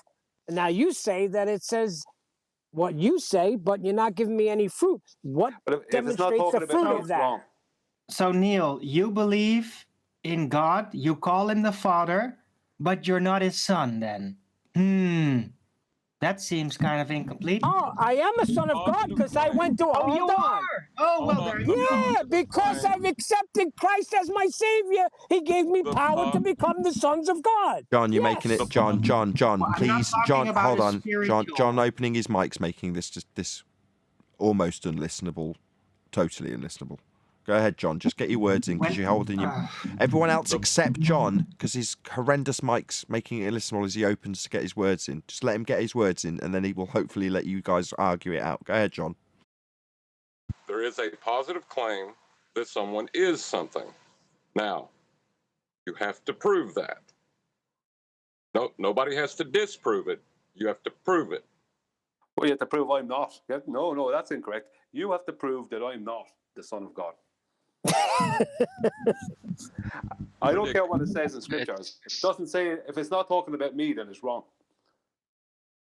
You have Look, to we're not to prove judge that others. I If don't you're, have to if you, prove. You have to prove it. Hold on. I It's only no, support statements, hold on. and other people Hold have to on. get Hello, things. everyone. Brian and I have discussed the fallacy he's employing. We've had a little chuckle amongst ourselves, but you're still going to bite on it. Does no one listen? What's going on? This is fun. Also, what the hell are you doing, Brian? Why are you in such a jovial That's mood? why I left. Yeah, that's why I left, because Sorry, Brian said it again. Yeah, Brian, you drinking something? No, I'm just stirring the pot. It's just, who can prove that someone is not the Son of God? Who can do that? Brian. Right, hold on. Brian, He's done it again. because- That's the third attempt. Who's going to bite on it That's this the time? third time. Who's going to bite on it this time? Brian. All Brian, 'cause depends on know- what you define as son of God. That's it. Arwen is bitten out. Brian, the Keeping them Savior. You know why positive. you're so Brian? You know why you're so jovial? Because this is when we celebrate when the Savior of the world was born. Well, That's I'm why you're so happy to be on the jovial. Sunday Even show. though he wasn't born at this moment in time, but yeah. Doesn't matter. You know, everybody tries to take that away. yeah. If there's one day It doesn't where matter. everybody It doesn't matter. Yeah. Hold on. If there's one day where everybody gets together and acknowledges that the birth of the Savior, I'm not taking that away. I'm not taking it away either. I'm just saying it's not actually his birthday, but that's all great. You know, I find the think we all know that. moment of the return of the light right about around the corner a great moment to remember one of the most amazing human beings ever to walk the earth. So yeah, I'm totally in agreement with that tradition, even though he isn't actually born on that day. It's all fine He with was me. definitely born closer to my birthday. Well, I have a movie that It was was in made April. that On supports April my 13th. He was born on April 13th. Wait, what was the movie, Brian? The Yeah, Life of Brian. Brian. The Life of Brian. I said that earlier, Life of Brian. Follow the shoe. I'll go quiet now. Do you Great have a show, goal? by the way. Anyway, David Icke's not the Messiah. He's a very naughty boy. Who thinks the moon He is a replaced- base? He Awesome. replaced Jordan Maxwell. You know that, right? Jordan Maxwell was replaced by David Icke. Maxwell Silverhammer? Jordan Maxwell, is it? Yeah, Jordan Maxwell was replaced basically by David Icke. Out with the old and with the new. Like William Cooper was replaced by Alex Jones.